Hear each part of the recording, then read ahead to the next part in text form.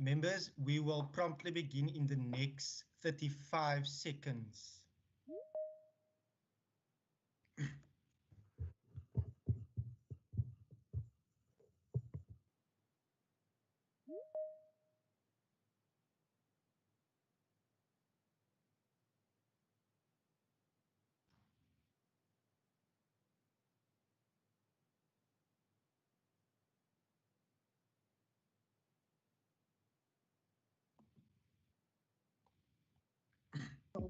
Chairman, my HOD says he can't get in. Well, afternoon, Mr. Chairman. Good afternoon, Minister. Afternoon. I will request our procedural officer and IT to call her in. Thank Okay, you. Okay, I will tell her. Thank you, Mr. Chairman. Thank you. Thank you.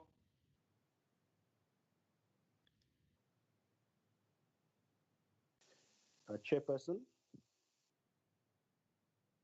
Member Bosman. Yes, Chairperson. I'm just letting you know that I'm having difficulty connecting, but I am here and I am listening. So if I don't reach for my microphone in time to introduce myself, please know that I am here. Duly noted. Members. Chairperson. Yes, sir. Chairperson. Member Furlan Christians, I'm present. Just I just need to be excused at 4 o'clock, Chairperson. Thank you. That's duly noted. Members, good afternoon. This is a meeting of the Standing Committee on Community Safety, Cultural Affairs and Sport, specifically dealing with community safety and the Western Cape Liquor Authority today. I would want to welcome all the members present. I have noted the remarks by Member Furlan Christians as well as Member Gillian Bosman.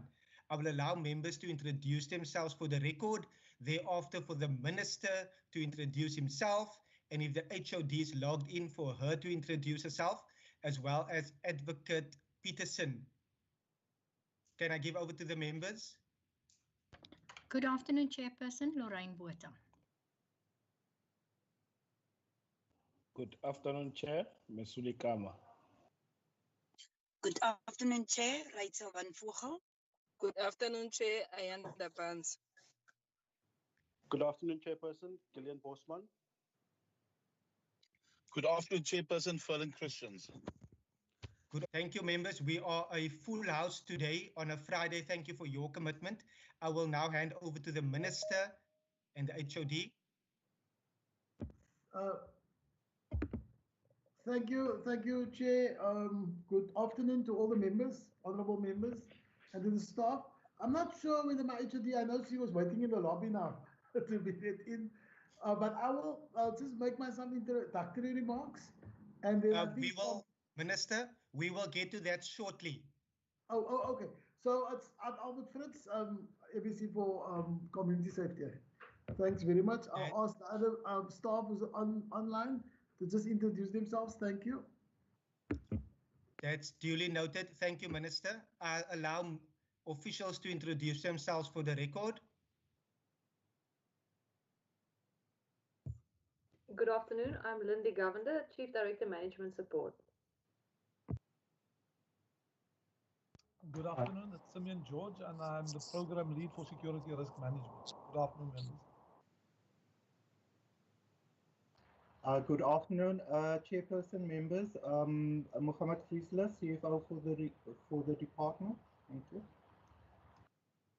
Good afternoon, colleagues. Perfect Noble from the Department of Community Safety Finance Section. Good afternoon. I'm Ansaf Mohammed, Director Strategic Services and Communications in Program 1. Thank you. Thank you so much. Good afternoon. Good afternoon, Chairperson and members. Clarissa Samuels, Finance Section.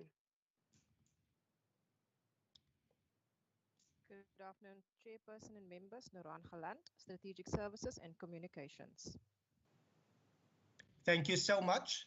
Members, I trust that the HOD will be joining very shortly. She is experiencing some technical difficulties, but Advocate Peterson, are you able to introduce yourself for the record?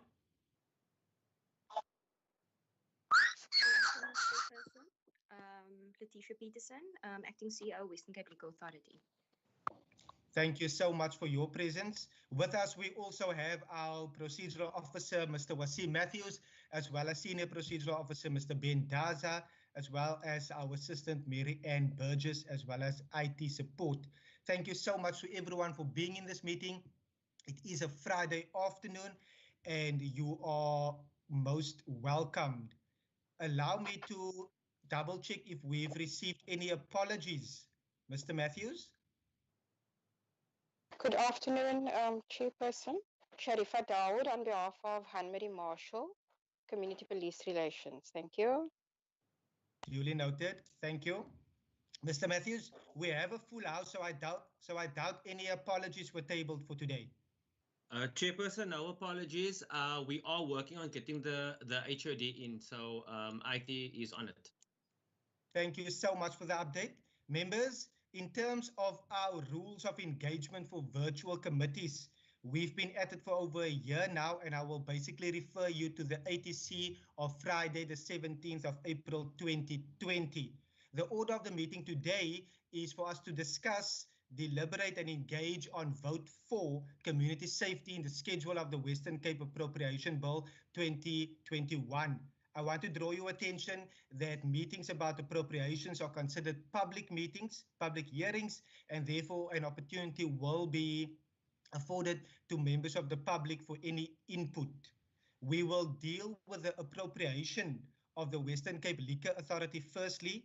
That's a reference to the Liquor Authority within vote 4 in order to then excuse the Liquor Authority afterwards. I trust that members will find that in order.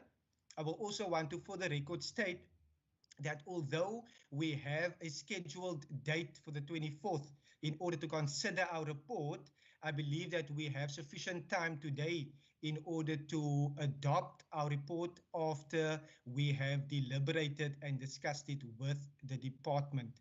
I trust that members will find that in order. I will now afford the Minister to make any introductory remarks, and I trust that I'm trying to see my screen. Is the HOD present already?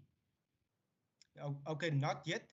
Members, we will continue. I will allow the Minister to make any introductory comments at this stage. Thereafter, for the acting CEO of the Liquor Authority to make any introductory remarks. Over to you, Minister. Thank you, Mr. Chair, and thank you to all the members and to our staff and the Western Cape Liquor Authority. Honourable Chair of the Standing Committee, honourable members of the Standing Committee, citizens of the Western Cape, safety requires both a proactive and reactive response to ensure that our residents feel safe and are protected against criminal elements.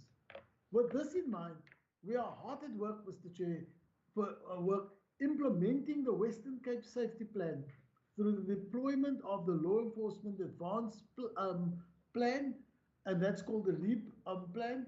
And we also have a transversal implementation of violence prevention interventions.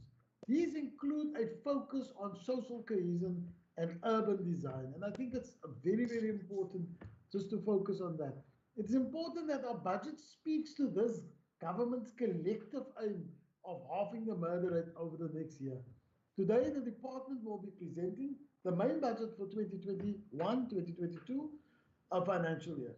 The department's budget allocation decreased with 45.4 million or 5.79% from the revised total of 784.4 million for 2020-21 to 739 million for 21-22 financial year.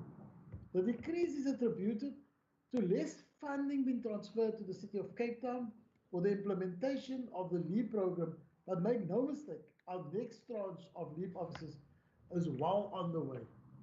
An additional funding was also made available to Chrysalis Academy for the 2020 medium-term expenditure framework due to the expansion of its programs. The allocated amount to Chrysalis is 25.8 million. Efforts to improve the safety of residents through the implementation of the Western Cape Safety Plan include 6.6 million in funding for the neighbourhood watch programs, 12.5 million towards the implementation of the area-based teams, and I think this is an absolute new, a program that we really want to launch aggressively. 20 million towards the safety ambassador program, 7.7 million for further support to municipalities for the K9 units. Again, since this morning we heard the whole new drug coming into Cape Town, into the Western Cape, the Unga drug.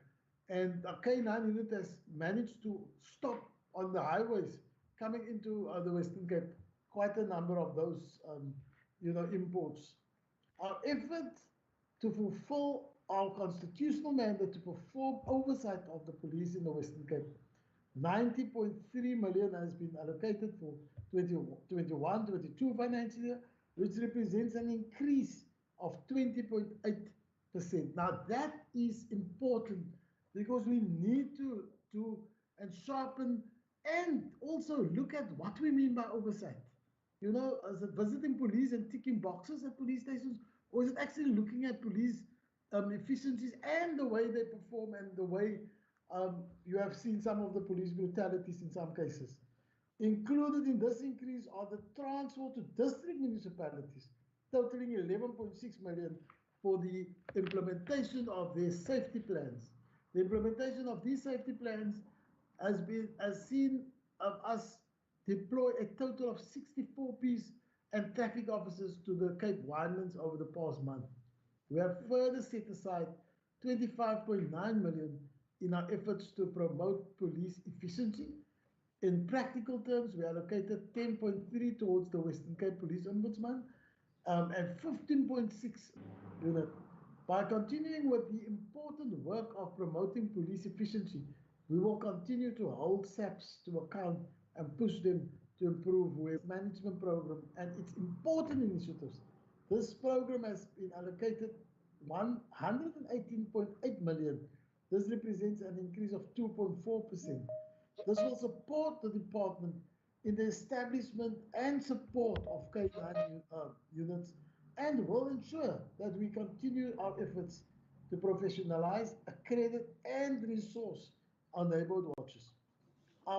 As a province, we are committed to halving the murder rate over the next 10 years through a range of law enforcement and violence prevention programs. Combined, these will ensure that we address crime where and when it's happened. In part of this, almost integrated to this, is the role of the Western Cape Liquor Authority that is also busy all the time sharpening and increasing their law enforcement capacity. And some of the budgets will definitely go to the employment of a number of junior officers. But we need to, as a whole, work in an integrated way to absolutely reduce the alcohol use, but also to reduce crime in general. Mr. Chairman, with those few words, thank you very much, and over to you, sir. Thank you so much for your introductory remarks, Minister.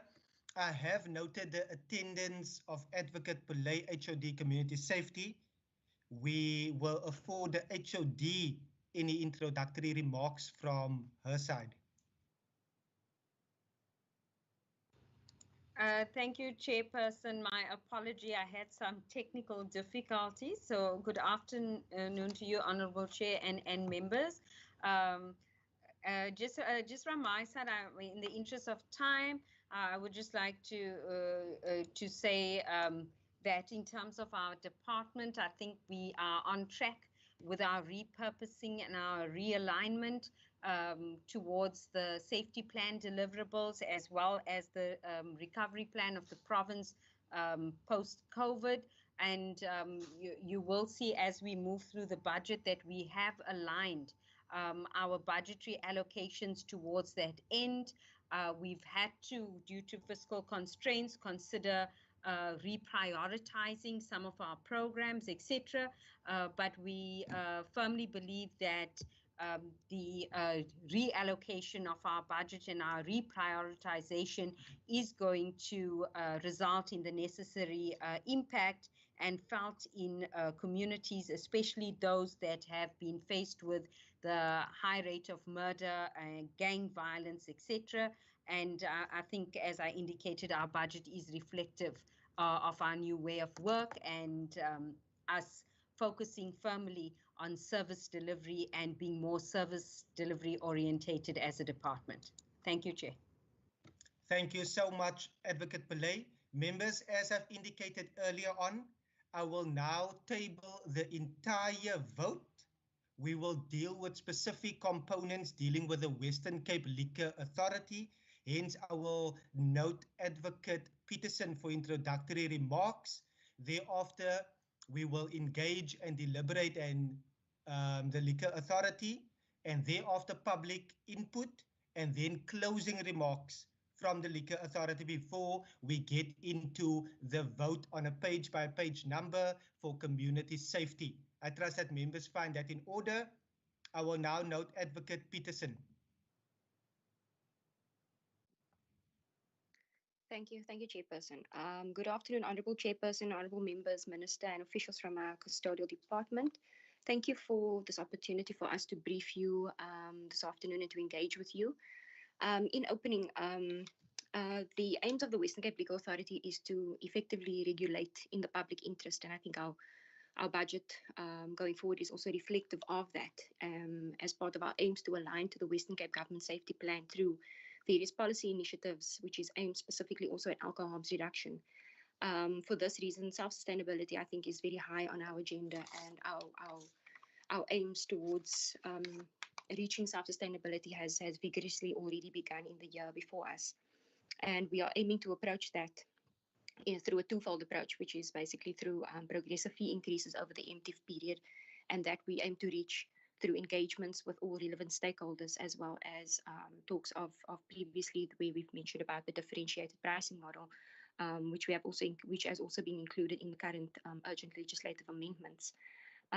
As part of our initiatives also, we are aiming to strengthen our enforcement capacity, as what the Minister has already mentioned, where we have set aside also own funding for the appointment of 5 additional junior liquor inspectors in our aims to align to the Western Cape Government Safety Plan. And that is our aim and our focus, which is to also contribute to the creating of a safer Western Cape for all citizens. And in that, I thank you, Chairperson. Thank you so much, Advocate Peterson. Members, as I've indicated, I will now table the entire vote, vote 4, pages 127 to 165. As you would be aware in the Blue Book, that the annexures for vote 4 commences from 151 to 165. We will deal specifically with components relating to the Western Cape Liquor Authority. I trust you find that in order. I will now take a round of questions as we deal with the Liquor Authority. Member Christians, I see your hand. I see Member Kama, in that order. No, Chair, I just want to know from you, are we not going to first the comments, open remarks by the Minister and the HOD, are we not first asking questions on that or clarification before we go to the book, or are we going to go to the book straight away? We will definitely get to it directly once I table the vote for community safety for engagement regarding the vote, and then we will include those opening remarks.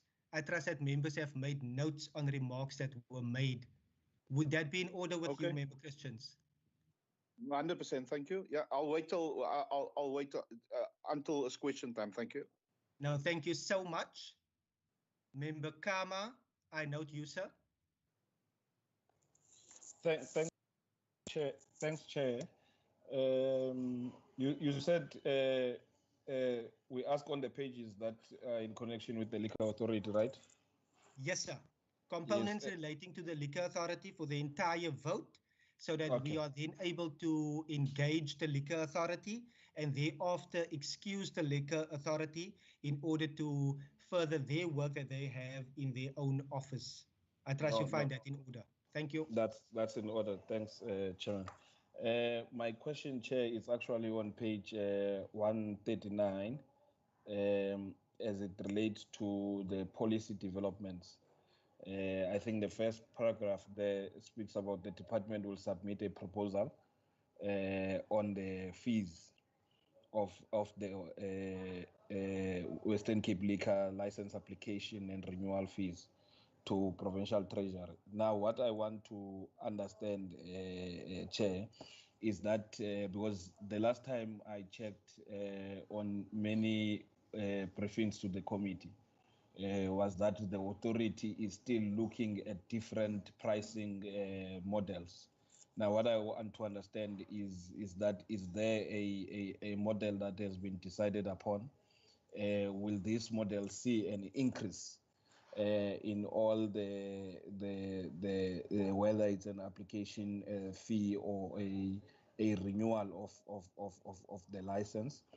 And also, Chair, I want to understand if there's been any assessment, if there's one that has been resolved upon, if there's been any assessment as to how will these increases impact on the businesses of these people, and perhaps also on the number of traders that become licensed. Now, the other thing that I want to check is that is it only increment of fees that will ensure or enhance the financial sustainability of the authority? Does the time frames that are put in terms of your applications, I think, Chair, maybe you might be aware of an interaction that I once had with the acting CEO in terms of the time frame of the applications and all that, where others who happen to miss then lose the license and have to apply from scratch. Are those processes and the issue of time frame general in terms of the response or how long it takes for an application not impacting? Because I think this impact on the attitude of these traders towards getting themselves licensed, especially these ones that are small and in the informal space. Thanks, Chair. Thank you so much, Member Kama. No other questions. I see Member Christians. Thank you, Chairperson. If I can just understand this, that we have the alcohol reduction on the one hand and regulating in public interest. We also have the safety plan. Now I'm just trying to work it out, because the problem that I have is that we now know that we saw it in the COVID, that the abuse of alcohol is a major problem. And now on page 139, it talks about, the renewal of fees.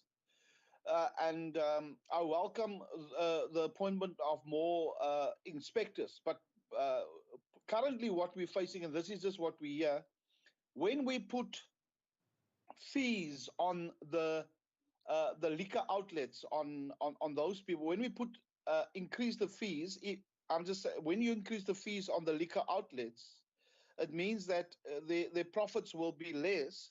So what they do is that they then sell it to the illegal outlets.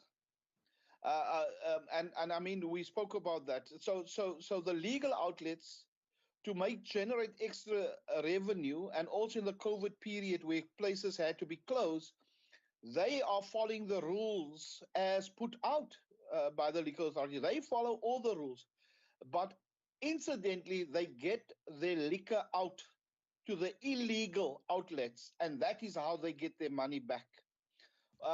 And that is a major concern. So that's why I say we talk about alcohol reduction on the one hand, but the other hand, the more regulations you put in place, the more the legal owner is finding ways to generate a profit. So did the liquor authority minister, is there thinking around this, that how to stop this? Is extremely difficult, But I'm just asking, is there a way to get around this where legally they do whatever they need to do, they pay whatever they do, they close even on the hours that they're supposed to, but after hours they then get money in from the illegal outlets? Thank you, Chair.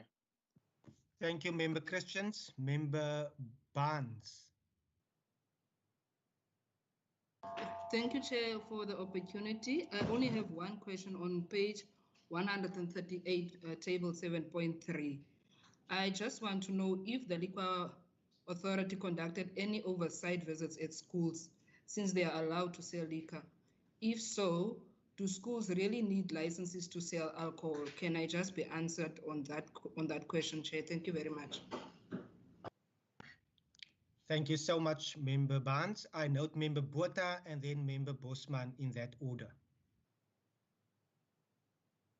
Thank you, Chairperson. I'm latching on to what Member Christians has asked, and I just want to receive an update on the inspectors that we currently have and how are they spread across the districts of the province. Thank you. Thank you, Member Botha. Member Bosman. Chair, I just wanted to find out, or maybe if the Liquor Authority can direct us to how this budget speaks to their path towards sustainability. We know from our last engagement, we were told that there is a path towards sustainability, but they need the agreement of the Minister of Finance. And I just wanted to find out maybe if the Minister and the Liquor Authority can give us an update on how those conversations have gone and whether that is reflected in this appropriation. Thank you, Chair.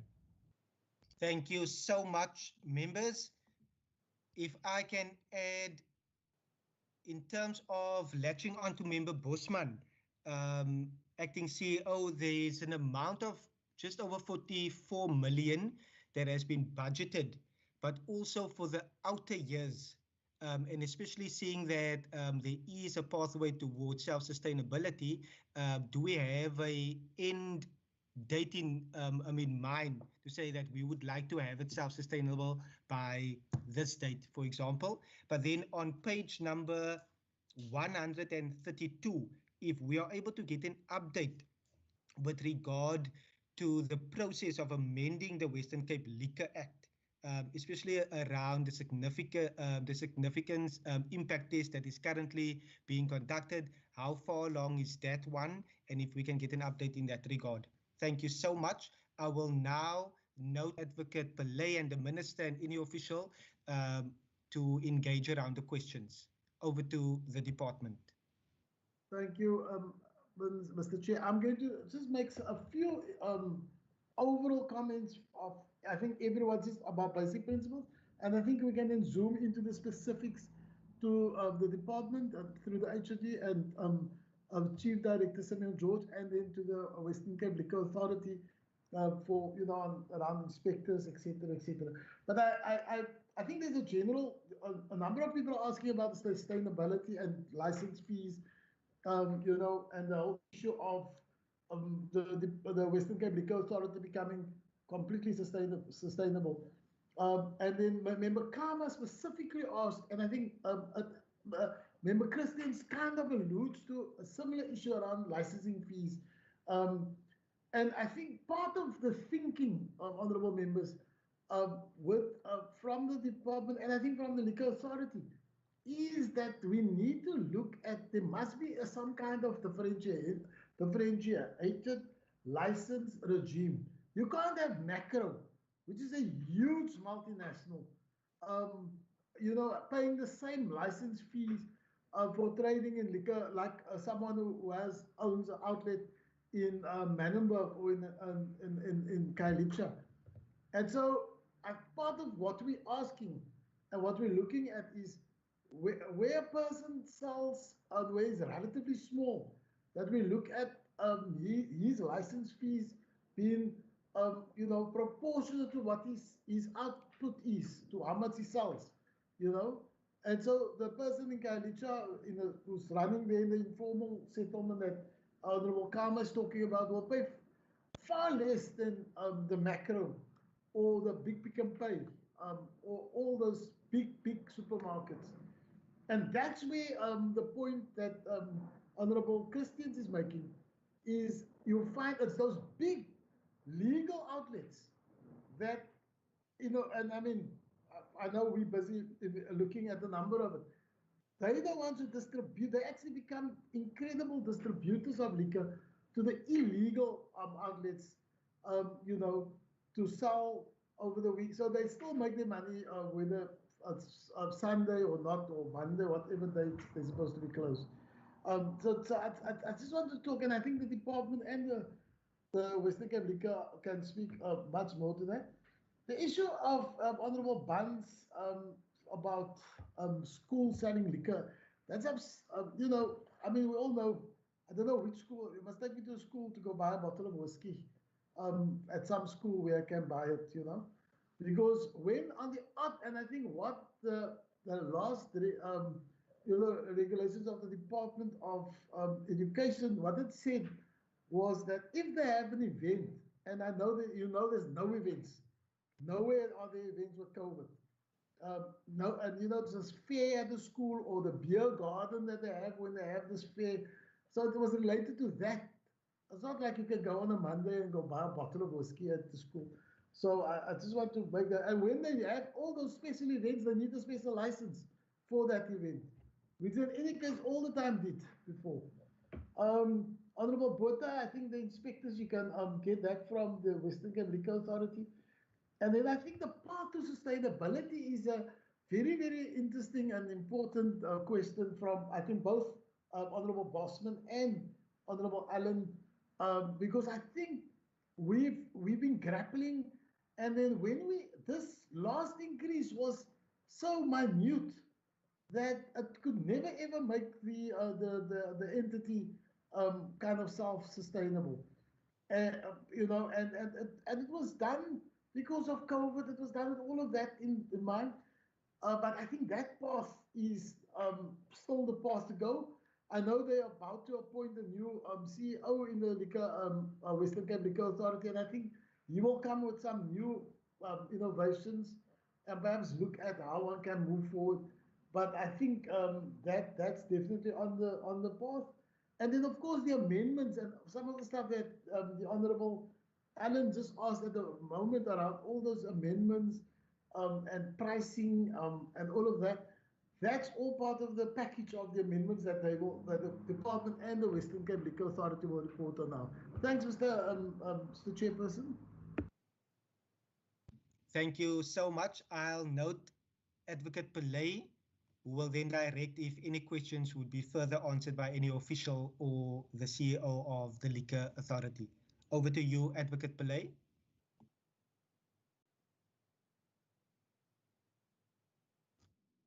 Thank you very much, Honorable Chair. I will just cover the status in relation to the liquor amendments, the question that you posed.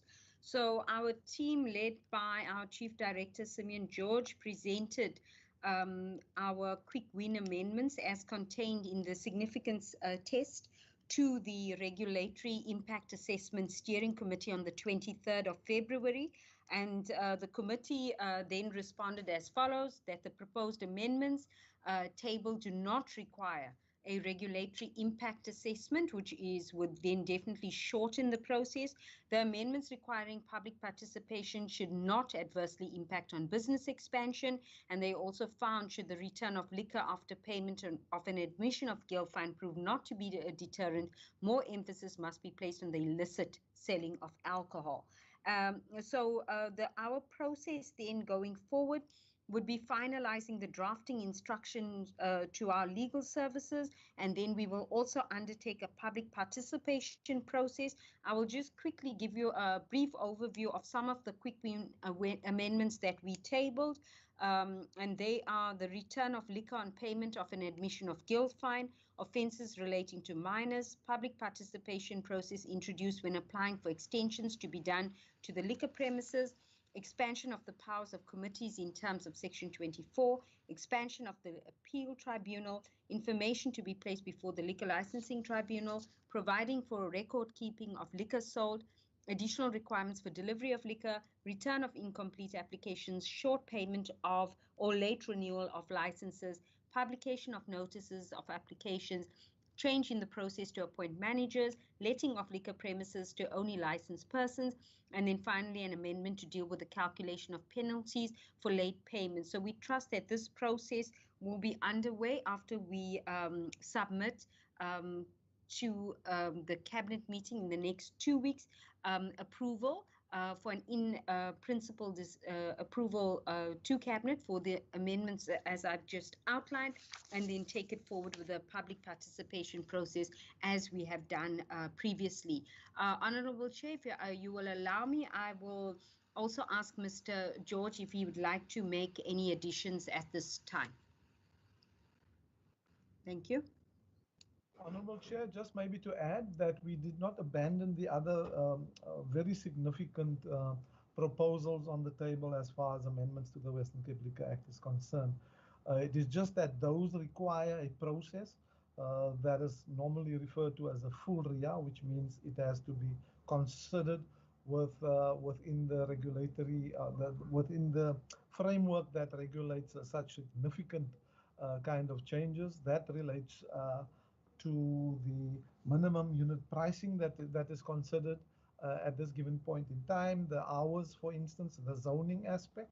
So those are receiving attention, but we will be guided by the RIA Central Committee as far as those ones are concerned. So they're not suspended, it's just that it requires a longer process.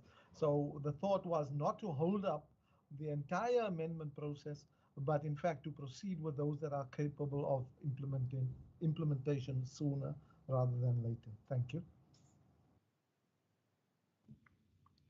Thank you so much to the Minister, HOD, and Mr. George for the replies. Members, I want to double check if there's any follow-up questions.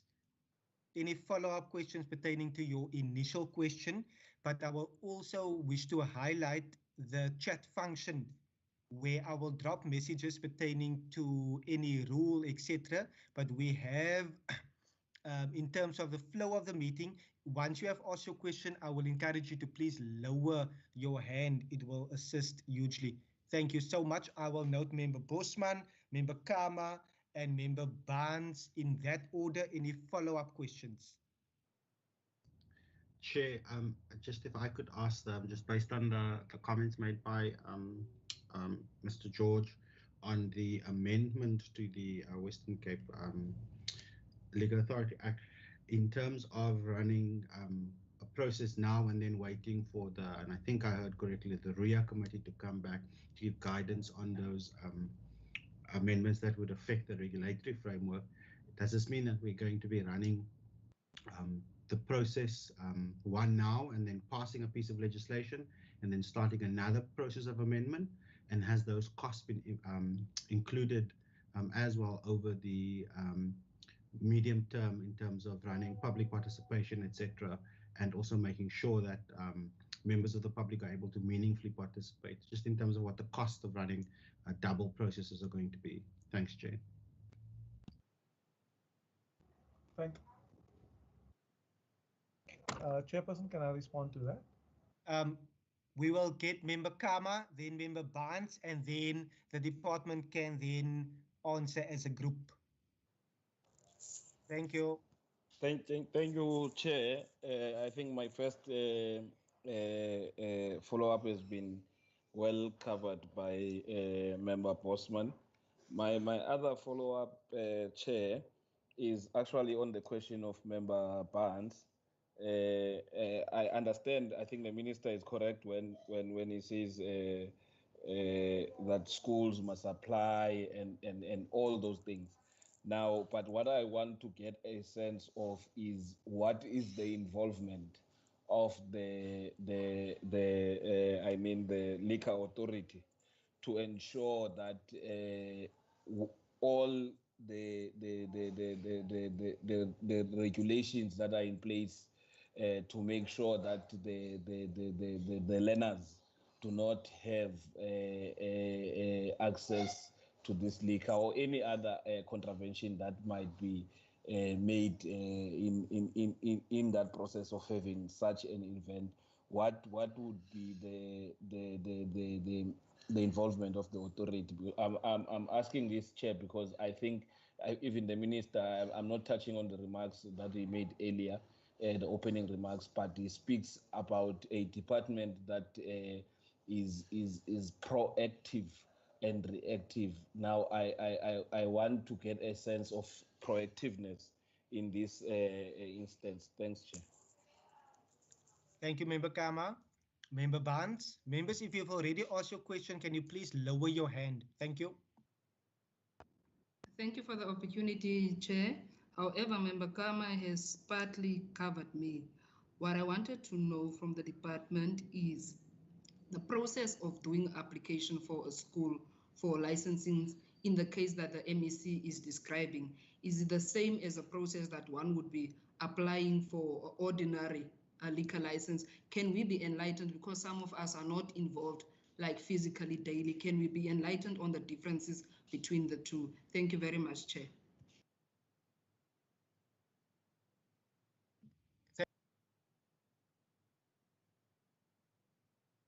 Thank you so much, members. I will now note the department.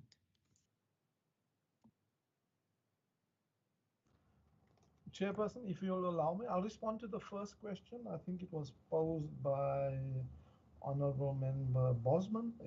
That speaks to the cost of the process and whether, in fact, the amendment process that we are basically two processes, the cost whereof would be simply duplicated. I think if I could respond to that by saying that we had the white paper since, I think, 2017. Very little movement was affected simply because of the complex nature of all the recommendations contained therein. I think we also now understand and accept that the limitation on progress there has primarily because we are unable to quantify the total impact of all of these collectively and our ability to implement them all at the same time. So I think it was more a process now that we've decided upon in the last few months was a realization that if we were going to move at all on this matter of bringing some of those alcohol harms related interventions into play, it was going to have to be recognizing the capacity that we had in the department and the capacity of the Western Cape Liquor Authority to be able, and the feasibility of the proposals, every other stakeholder, including other departments for that matter, the impact on the economy, all those questions raised by the honorable members now, that will be dealt with in that considerable and in-depth process. However, there are quick things that the Liquor Authority would be able to do in terms of its current processes that may enable and allow communities to have much more direct say in what is happening, and also for the Liquor Authority then to manage all those systems that have been referred to expedite the application process as well. Thank you, Chairperson. To the department, is there any further remarks on any of the follow-up questions? Nothing from our side, Chairperson. Thank you. Thank you so much, HOD and Mr. George. Members, I will now afford any further questions. We will take another round. I see Member Bosman. Chair, I just want to get confirmation that the tax receipts that used to accrue to the department in terms of Liquor Authority fees are no longer coming to the department, but they're going to the Provincial Revenue Fund. Is that correct, as it's stated on, and I can't get the page 151.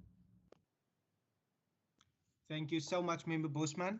Member Malikaya, I see you, and then Member Botha in that order. Yes, thanks, Chair. No, mine is on the alcohol-related harms reduction, the initiative itself. So I just wanted to check what is the role that will be played by the Western Cape Liquor Authority as far as that is concerned in terms of this current budget that we're talking about. Thanks very much, Chair. Thank you so much, Member. I see no hands, Member Botha. Just to double check. Chair, thanks. Thank you, Chair. I just want to be refreshed of the inspectors spread across the province. To the department, I'll now hand over for those questions. Thank you, Honourable Chair. If I could please ask either our Chief Director Management Support or our CFO to respond in relation to the fees going to the revenue fund. Thank you.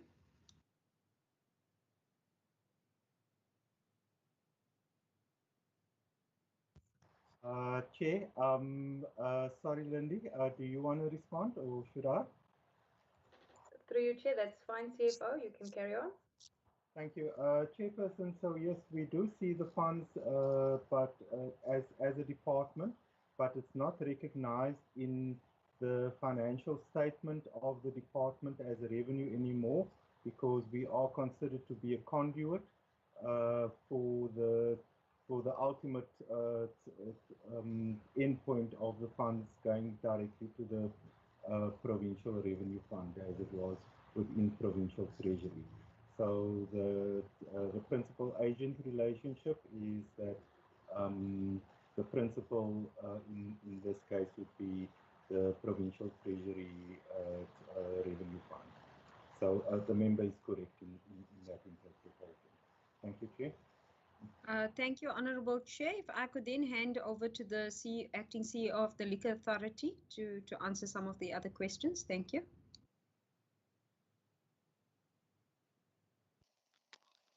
Thank you, HOD. Thank you, Honourable Chair, through you. With regards to the last question from Honourable Member Botha, I think it was, in terms of the spread of the inspectors. Currently, the Western Cape Liquor Authority has 11 liquor inspectors, which are spread all across the Western Cape. The specific numbers in relation to the allotment to the areas of the Cape Metro, Cape Winelands, the Overstrand, Southern Cape and West Coast, I unfortunately don't have on hand right now, but I will be able to provide that in writing should the members find that in order. Also, due to the fact that our license holder to liquor inspector ratio is disproportionate, we have also embarked on an initiative in strengthening our enforcement capacity, as I've mentioned in my open remarks. And for that reason, we have also identified 5 additional liquor inspector vacancies, which we are in the process of filling, that will also assist in helping us achieve our goals of reducing alcohol-related harms. I think there was also a question with regards to alcohol-related harms or alcohol harms reduction and what role we as the liquor authority see ourselves playing in that space. We have now seen specifically during the national state of disaster and also during the lockdown period where liquor sales were banned, that there's a direct link between alcohol abuse and violent crime. And for that reason, enforcement and education around harms related to alcohol abuse are key aspects that are covered in our strategy. We're looking at the additional enforcement capacity, as what was spoken about, in aligning to both visible and non-visible enforcement as part of our enforcement strategy. I think there was also a question by one of the honourable members in relation to sale of liquor to illegal outlets, and that is also part of our strategy as part of our upstream prosecutions and strict enforcement in terms of that.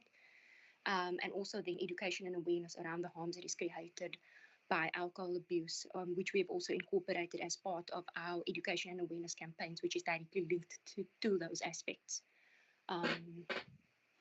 I trust that has addressed the questions in respect of the members. I'm not sure if there was any other questions that was not addressed. Thank you, Chair. Thank you so much, Acting CEO. Member Botha, I trust you find it in order if we are able to incorporate that request for information via our minutes. Absolutely agree, Chair. Thank you, Baie Dankie. Member Bosman, I see your hand. Chair, and I think this is going to be my last question on the Western Cape Liquor Authority, if you allow me. I just want to know how are we going to ultimately win the fight against illegal or blatant illegal liquor outlets if we don't have the inspectorate capacity to make sure that we're able to enforce the types of laws that we want. I understand that the amendments will go a long way, but we must be honest and just recognize that the capacity under which both the Department of Community Safety and the Western Cape Liquor Authority operates is no match for an industry that has billions to be able to find ways to break the law. And sometimes we know that it's not just small-scale illegal liquor outlets in corporations.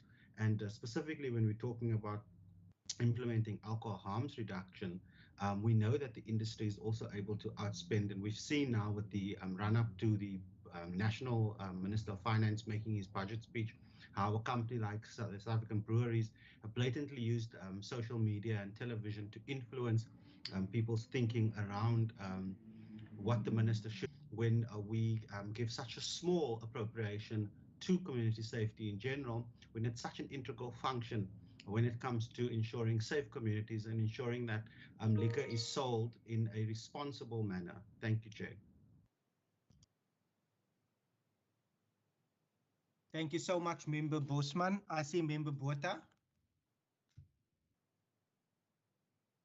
Thank you, Chairperson. I just wanted to request that when we get the information in writing around the inspectors, if a correlation can be drawn, and I'm specifically interested in the West Coast, to the number of licenses awarded versus the number of dedicated inspectors to the region. Thank you.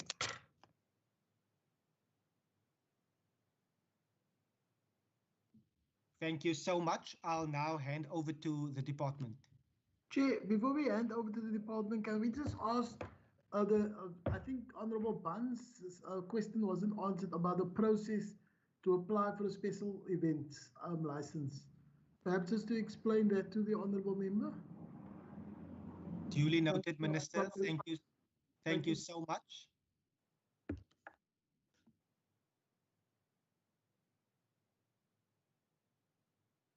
Honorable Chair, if I may, through you. By all means, you can go ahead, Advocate. Thank you, Chairperson. With regards to the selling of liquor by schools, this is done by way of an event application. Currently, there are no events taking place as per the National Disaster Regulations. And I think I have made a note here with regards to enforcement of these provisions and the requirements at these events.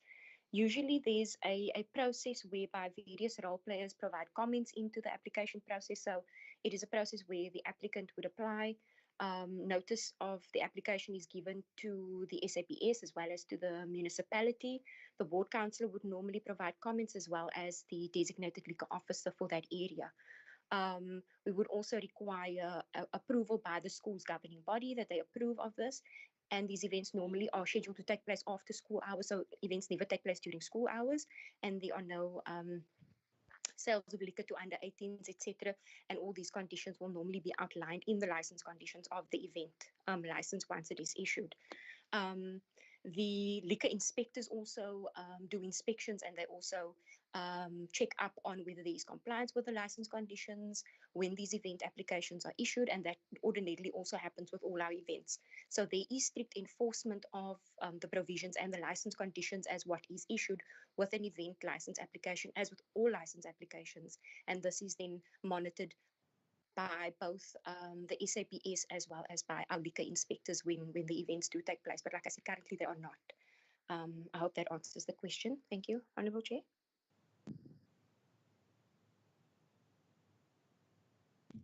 Thank you so much. Advocate Pillay, just to double check, is there any further remarks from the department? No, thank you, Chairperson. Nothing else to add from our side. Thank you.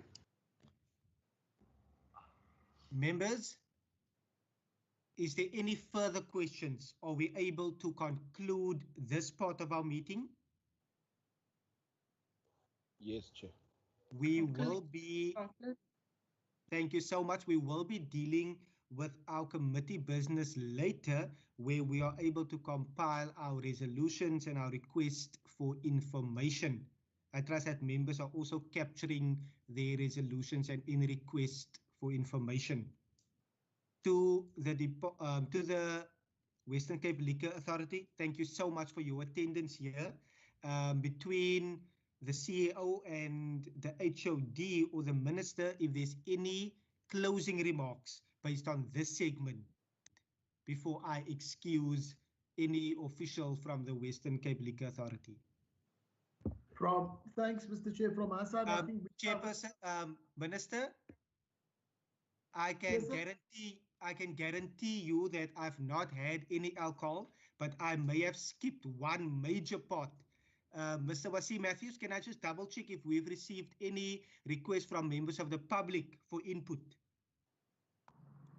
Good afternoon, Chairperson and all guests. No, Chairperson, there have been no submissions from the public or indications to present. Thank you. I will once again open up. There's been no written communication received by the committee. Is there any member of the public that wishes to make any input at this stage? By the silence, I gather we are able to now go over to the Minister. Please forgive me for my oversight in that regard. To the Minister, HOD and the Acting CEO, if there's any closing remarks from your side based on the segment dealing with the Liquor Authority. Thank you. Thank you, Chair. I think the last point I would just like to make is, and I'm largely covered, and I want to say thank you to the Acting CEO also for the time he's been acting and really keeping, the ship afloat. And I think someone made a comment around the industry. I think it's Honourable Bosman who spoke about the industry in general, but I think we also we believe that we have to engage the industry, the liquor industry, and see how all of us can together work on finding some solutions and agree and tell them, and impress upon them the seriousness and the importance of the alcohol harms reduction project of this government. And so I'm encouraged and I'm very excited about the appointment of the new CEO and us moving forward in soon, and on a page that we all can work together and on one page and agree mainly to all the stuff. So I'm very, very optimistic with all the challenges. I'm really optimistic that we can get to changing kind of behavior, even if it's slow, but we can do it through a lot of our amendments. Thank you, Mr. Chairperson. Thank you so much. Advocate Peterson, Advocate Pillay, any remarks from you? Thank you, Chairperson. If you would allow me, I would also just like to thank the Acting CEO for the manner in which she has conducted her business as the Acting CEO of the Liquor Authority, and her relationship with the Department of Community Safety in terms of the level of cooperation and collaboration that we've achieved over the time of her acting period. So we are very appreciative of that and very grateful. I think for us as well, in terms of the support that we have received from the Liquor Authority and aligning themselves with the approach towards the reduction of alcohol harms. As you know, in the past, the Liquor Authority was linked to the Department of Economic Development. So it meant them having to change the manner in which they approached their operations, and we're very grateful for that. So thank you, Chairperson.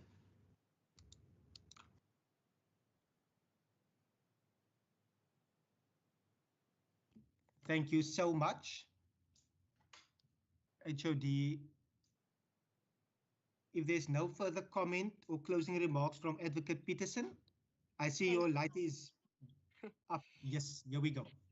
Thank you, Honourable Chairperson and Honourable Members, for the opportunity to engage with you and to brief you this afternoon. Also to the Minister for his kind words, as well as the HOD. We thank you as the Legal Authority, also to our Custodial Department, for your continued support and your assistance in helping the Legal Authority to achieve its strategic goals. We are very excited for what the future holds and also for our working relationship going forward. And I just want to thank yourselves as the committee and also to our Custodial Department for this opportunity. Thanks very much. Advocate Peterson, thank you so much. As well, whenever we've engaged via email, I know some members said we continue, some say we go. I'm more than happy to go on. Members and the department, we will continue. It is a Friday, and I trust that you find that in order. I will now table the entire, I will now table vote for community safety. We have engaged the minister and we've made notes regarding the opening remarks from the minister as well as the HOD. Is there any specific questions that members have based on the introductory remarks made by the minister and the HOD? I see Member Christians, Member Kama, in that order. Thank you, Chairperson. Thank you. Just a question. The Minister spoke again, and we hear about the safety plan and the 10-year safety plan and halving the murder rate. Now, the question I have is that the 10 years cannot stay 10 years. I'm surely we into that 10 years, maybe we're into the 10 years, 12 months or 18 months.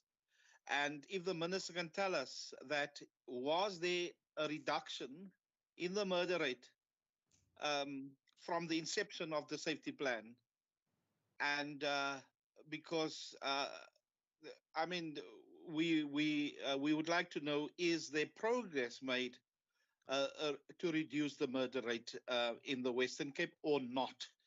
And I know they are employing more safety officers and so on, but surely the 10 years is now no longer 10 years. It's either 9 years or 8.5 years is left. I just want to get an indication on that. Thank you, Chair. Thank you so much, Member Christians. Member Kama.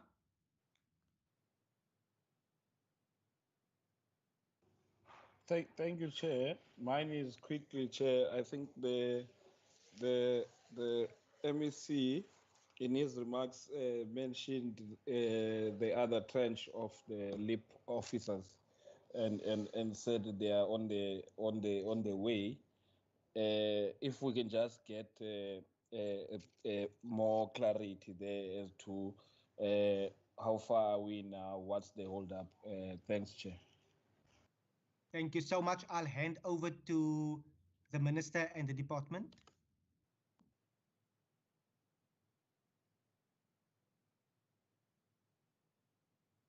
Hello, Chairperson. Chairperson? Yes, Minister. I'm going to immediately hand over to my HOD, who's doing all the statistics, and she will be able to speak about both the LEAP deployment and the reduction of the murder rate. Thanks. Duly noted, Minister. Over to the HOD. Thank you, Honourable Chair and members. So perhaps I could start with a slightly easier question first, and that's in relation to the rollout of the next 500 LEAP officers. The officers should be taking up their positions by October of this year. The COVID pandemic resulted in a delay due to the fact that with the disaster management regulations, one could not have the officers in the same room for training purposes, etc. So that has resulted in a slight delay. However, the City of Cape Town has reassured us that the processes are underway. And so we're looking forward to that deployment to the further 4 areas within the province. In terms of the murder rate, I think Honourable Member Christians asked that question. We have seen, as you would know, a fluctuation in the murder rate during the period of hard lockdown. We did see a drop in the murder rate, and that coincided with the ban of alcohol as well as the curfew. So unfortunately, the rate of murders, especially in the top 10 or 11 murder stations, remain a concern. that was also noted with the release of the crime statistics in the third quarter by the National Minister Cele. However, we are also encouraged by the cooperation and the collaboration between ourselves, other Western Cape government departments, the City of Cape Town, the other district municipalities, as well as the South African Police Service. We have been working extremely closely together. We have established a law enforcement technical committee, which meets on a weekly basis, that discusses and agrees on the deployment of the LEAP officers. And this deployment is mainly based on the crime patterns. The LEAP officers are working under the command and the control of the SAPs, and there are almost daily successes in relation to this joint operational approach. So we are also in the process of establishing an urban design technical committee, as well as a social cohesion technical committee, because we do believe that the high crime rate and the murder rate in particular is not solely linked or can be dealt with effectively by merely having a law enforcement response. You have to deal with the other issues as well.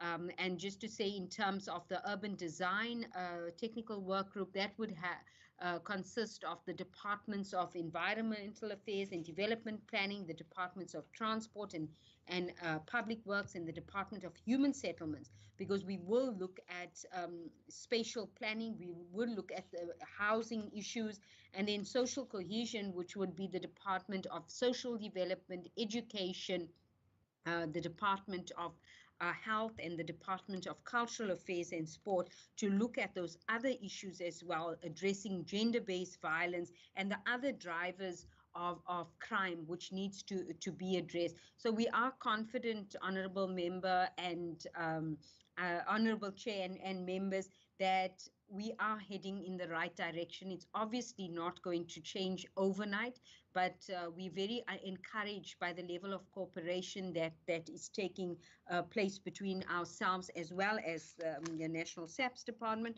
And also to indicate that we were informed officially by the acting Provincial Commissioner General Patekile this morning of the national instruction that has been now put in place, that in three of the provinces, which is KZN, Gauteng, and the Western Cape, where there is been a high crime rate of late, with the release of the crime stats, and they view this as the lockdown 2. And it's to stabilize the crime in the Western Cape province, as well as to look at, to create an environment which would allow for economic recovery post-COVID. Where I do know, Chair, we've been asked to present on the 31st of March to the Standing Committee on our safety plan approach, as well as the safety recovery plan and the LEAP deployment. So we are looking forward to that engagement. Thank you, Chair. Thank you so much, Advocate. Members, I see Member Christians. Just before I note you, we will now table the first pages as per vote 4, from pages 127 to 132. 127 to 132. If you have any follow-up question based on the replies to the introductory remarks, or a question based on those pages I have identified, you may list them now. I see Member Christians, Member Kama, Member Winvogel in that order.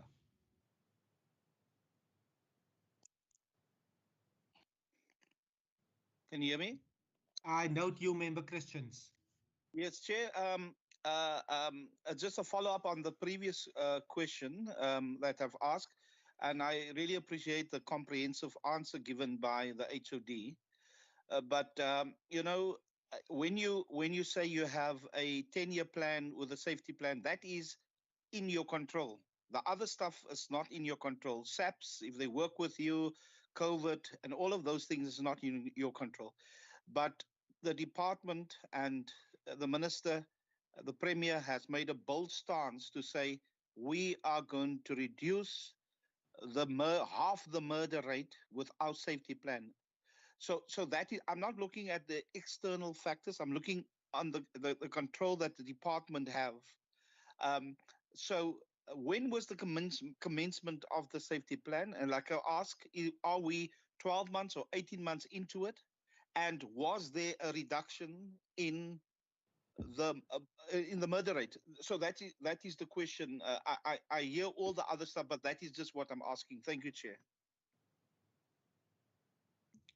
Thank you so much, Member Christians. I note Member Vinvogel, Member Malikaya, Member Barnes in that order before we hand over to the Minister and the Department.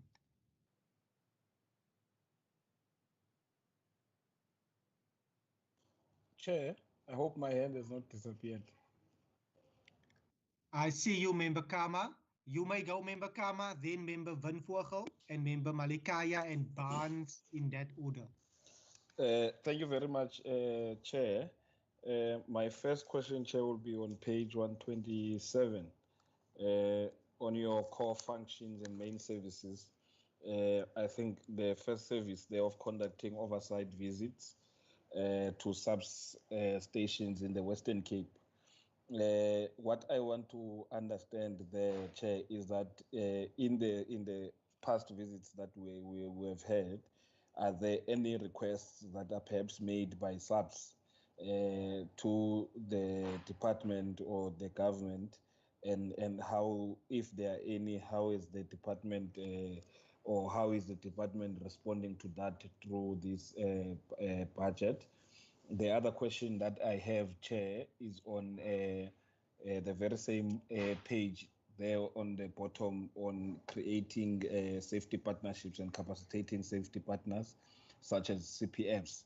I want to understand, Chair, how much in this budget is allocated for CPFs and your neighborhood watches, and of the allocation for CPFs, were there any rollovers that came from the previous financial year? Then the other question in that, Chair, is how much budget is allocated to your faith-based organizations?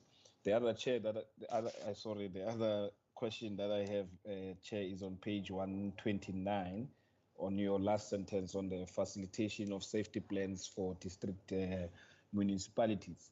Now, what I want to understand, Chair, is how far do all now these district municipalities have safety plans, and perhaps if we can get a sense of whether other municipalities will also receive funds to the extent of perhaps deploying more boots on the ground, or is that only for that purpose of the safety plan, which targeted only these high murder rate stations? The last question that I want to have for now, Chair, is on page 130. Where you talk about aligning departmental budgets to achieve government's prescribed outcomes. On the first paragraph, but the third sentence, where it says the safety plan adopts a public health approach that focuses on the socio-ecological model of crime and violence reduction and blah blah blah. What I want to understand there, Chair, is that what are the risks? What are the identified risks, especially in the crime hotspot areas? How does the department address them, and how much is budgeted for this purpose? And if you can also get, how does the department address the root causes of crime, and how much is budgeted for this, or perhaps because the department is leading that, is co-leading, if I may say, that implementation of that safety plan. So if you can get a sense of how much is budgeted for that. I'm asking this, Chair, because I have been trying to ask these questions in the previous committee meetings of other departments to just get a sense of there's any targeted approach or any resources that are earmarked to address these social ills in these areas. Those are my questions for now. Thank you very much, Chair. Members, in this committee, we have always engaged and we have always taken a stance that we freely engage with the department, and that relationship has been fostered over a number of months, and we have worked well together. In the interest of moving forward in that way, it is a Friday afternoon. I will request members to limit the questions to a maximum of 2 minutes. And if you are able to ask 3 questions, I will open up for a second round and a third round if need be, just in the interest of the department capturing the questions and allocating officials to respond to certain questions. I feel the flow will be easier on this Friday afternoon in order for all questions to be answered and for members to get their questions in. I trust members will find that in order. I will now note Member Van Vogel and Member Malikaya and then Member Barnes in that order before I hand over to the Minister and the Department. Thank you, Chairperson. Chairperson, my question is on page 128, the third paragraph. It's on the establishment of area-based teams. What I want to know, what are the details of these area-based teams and what do they do? And how are they recruited and how much is budgeted for them? And perhaps if the department can also provide similar details for the Youth Safety Ambassador program. And I also want to know from that, what do they do, where are they deployed, and how much is budgeted for them. Then the last one is also in the same paragraph, the exploring the use of technology to enhance safety and security for the WCG. With regards to exploring use of technology to enhance safety, what technology is being explored and perhaps what are the plans for using technology in the crime hotspots? Will the department consider installation of CCTV cameras? Thank you so much, Chair. Member Van Vogel, thank you so much for sticking to the time limit on this Friday. I see Member Malikaya and then Member Barnes. Thanks, Chair. Mine is on page 129 under the heading Budget Decisions. It is stated there that the budget allocation for the department has decreased with 45.409 million. Does this mean the amount has been transferred to fund the law enforcement advancement plan? And if it is so, because it is suggested as such in the following paragraph. So if it is so, why is it listed as a decrease as opposed to be referred to as a transfer of funds within the same department to the city of Cape Town? That's the first question. Then the second question is also at the bottom of page 129. It is stated that the department will continue to fund existing K9 units in certain municipalities. So now what I want to understand is that which municipalities are these and what informs the selection of the above selection? I've got a third one, but I'll wait for the second round. Thanks, Chair. Thank you so much. The wheels are turning, members. I now see Member Barnes.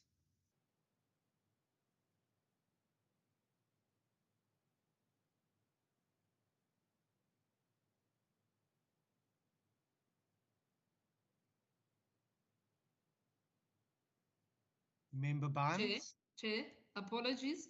I just noted I was speaking with my mic muted. Apologies for that. My question, Chair, is on page 128, third paragraph, exploring the use of technology to enhance safety and security for the WCG. What I want to know is, with regards to exploring the use of technology to enhance safety, what technology is being explored? What are the plans of using technology in the crime hotspots? Will the department consider installation of CCTV cameras? And then my second question, Chair, Chairperson. Can I continue, Chair? Just Chair. 1 moment, Member Barnes. Member Bosman. Sorry, Chairperson, I'm not sure if my network is skipping or if I'm hearing the same things, but I think we've just heard that question from Member Windvogel, Chair. Not sure. It does sound familiar. Member Barnes? Chair? You Chair? can go, Member Barnes. Member Bosman, we will allow Member Barnes to pose her questions.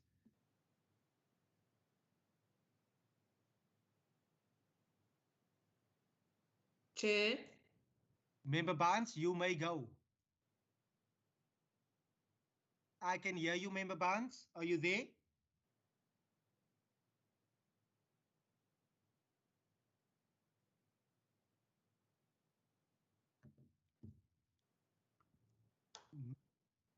Chair? Yes, Member Barnes. Can you hear me? Okay. Okay. My second question, Chair, is on the review of the current financial year. In response to the COVID-19 pandemic in the province, as identified the hotspot areas, Chair, what role has the department been assigned in the government on the efforts to lessen the impact of the third wave, and how much budget is it budgeted for?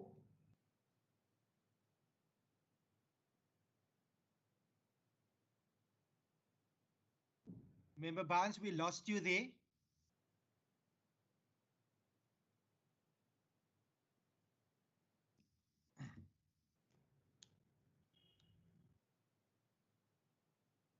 Member Barnes?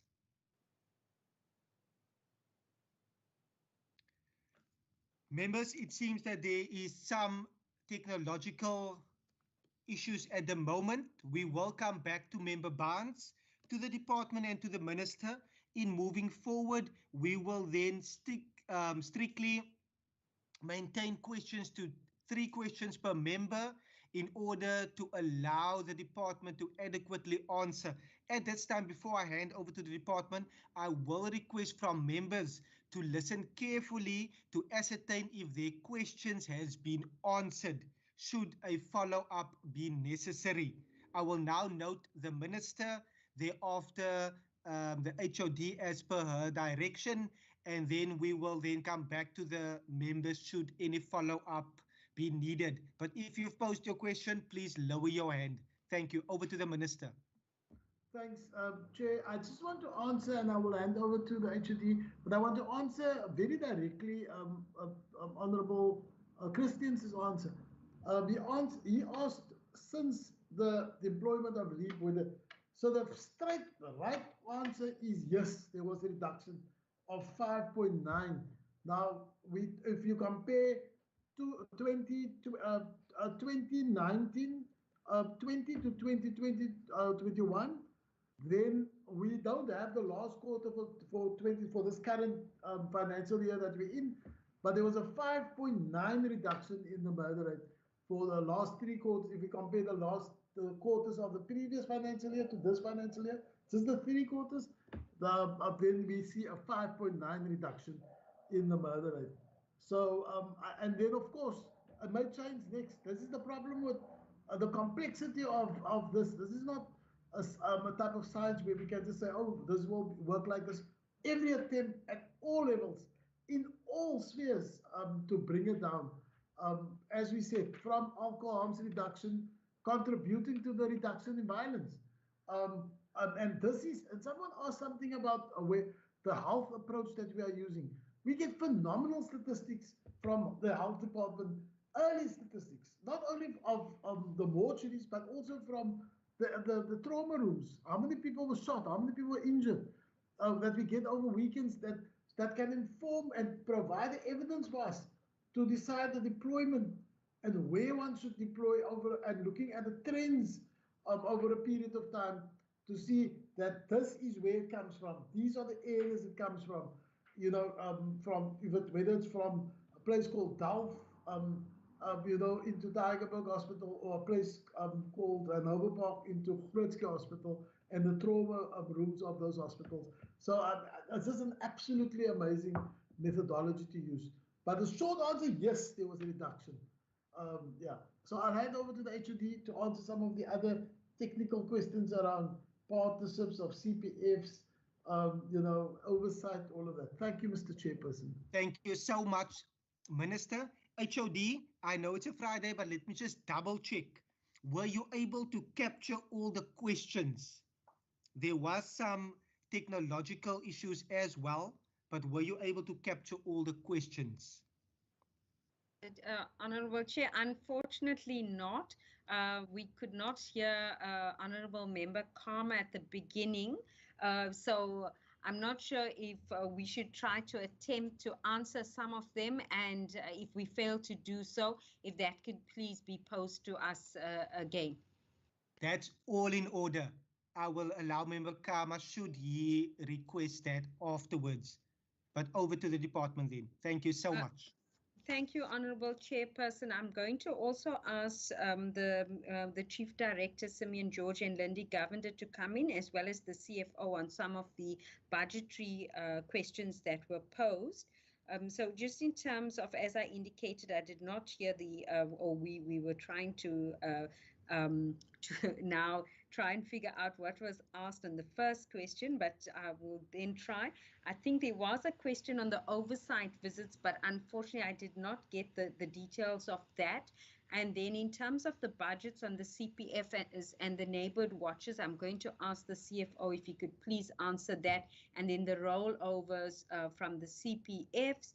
And then just to inform you then, Honorable Chair and members, in terms of our previous Youth Safety and Religion Partnership Program, we will not be rendering support or financial support in the manner in which we've done so previously. I think when we did present to the committee previously, some of the questions in relation to impact was also asked. We do know that the program, in terms of having school-going children, you know, taken off the streets during hours when parents were working, etc., did fulfill some role, but unfortunately, in terms of impact, we were not able to you know, display that impact. But as part of our repurposing and our realignment as a department to be more service delivery orientated, we've adopted the area-based approach. So what we have done, and I think that was one of the questions as well, in terms of allocations to the area-based approach, is 12.5 million that we have allocated to the area-based team interventions. So if I can just mention and pause to mention here that we are looking towards, during these tight budgetary fiscal times of ours, to look at data-led and evidence-informed or evidence-based interventions in a particular space. Now, the area-based approach, we are looking at establishing area-based teams in Hanover Park, Mitchell's Plain, Nyanga, Bishop Lavis, Delft, Khayelitsha, and then going forward in the new financial year, Guguletu, Kraaifontein, Mfoleni, Harare, and Atlantis. And then in the district municipal space, we will also establish area-based teams within each district municipality. Now, the area-based teams will be made up of a collective of Western Cape government departments, as well as our community partners. So we are not going to be funding CPFs just for EPP and the religious fraternity just to render a school holiday program, or neighborhood watches for ad hoc projects, but we've pooled our resources towards funding evidence-based interventions within a particular area. So we're looking at various sources of information, whether it would be the crime patterns, the crime trends, and other statistics. Also, as Minister has alluded to, the EMS data, etc. We have this Hector system that has been now operational in 24 sites within the province, where we're getting trauma data, injury data coming through. We are also geolocating points of incidents, etc. So we're looking at all this data and then saying in a particular community, what would be the best interventions that would have the most impact, that is going to make a difference. So it is exciting times for us, Honourable Chair and members, because the department has never embarked on this approach previously. So that is where we've now consolidated our funding towards that end. Just to say, in terms of the Youth Safety Ambassador program, we are implementing that, where we are going to be rolling out 1,000 safety ambassadors who will be paid what is equivalent to an EPWP stipend, and the 1,000 safety ambassadors will then also support especially our violence prevention initiatives linked to the area-based teams throughout the entire province, and especially in high-risk areas. In terms of the LEAP funding, I will answer that question, Honourable Chair, that our budget allocation decreased by 45 million. Now, as I previously indicated, we could not roll out the additional 500 LEAP officers as originally envisaged due to the pandemic. So due to that delay in the implementation and getting the other 500 LEAP officers on the ground, there was then an underspend, and that is then contributes to that reduction. So it's the 500 will continue, but also members must be aware of the fact that the City of Cape Town is also contributing 25% towards the LEAP officer deployment. Chairperson, if you'll allow me, I'm going to pause here and ask the CFO and the two chief directors to come in relation to the questions on technology. I've asked Mr. Simeon George to come in, and then some of the other questions I'll hand over to Chief Director Lindy Govender and the CFO. And then if there's any other questions in which we haven't answered, if the honourable members will please repeat them so we can provide an answer. Thank you, Honourable Chair.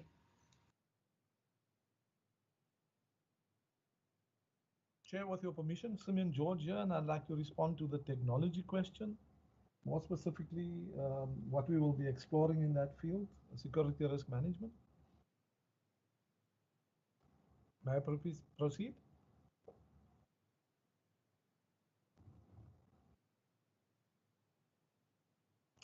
Okay. Honourable the Chair. 2 minutes break. Yeah. Honourable Chair, can you hear us? Yes, I was on mute. So sorry, I can hear. Yes, the officials may continue. Yes, Honourable Chair, Mr. George will answer on the technology as well as on the K9 unit. Thank you. Perfect, members.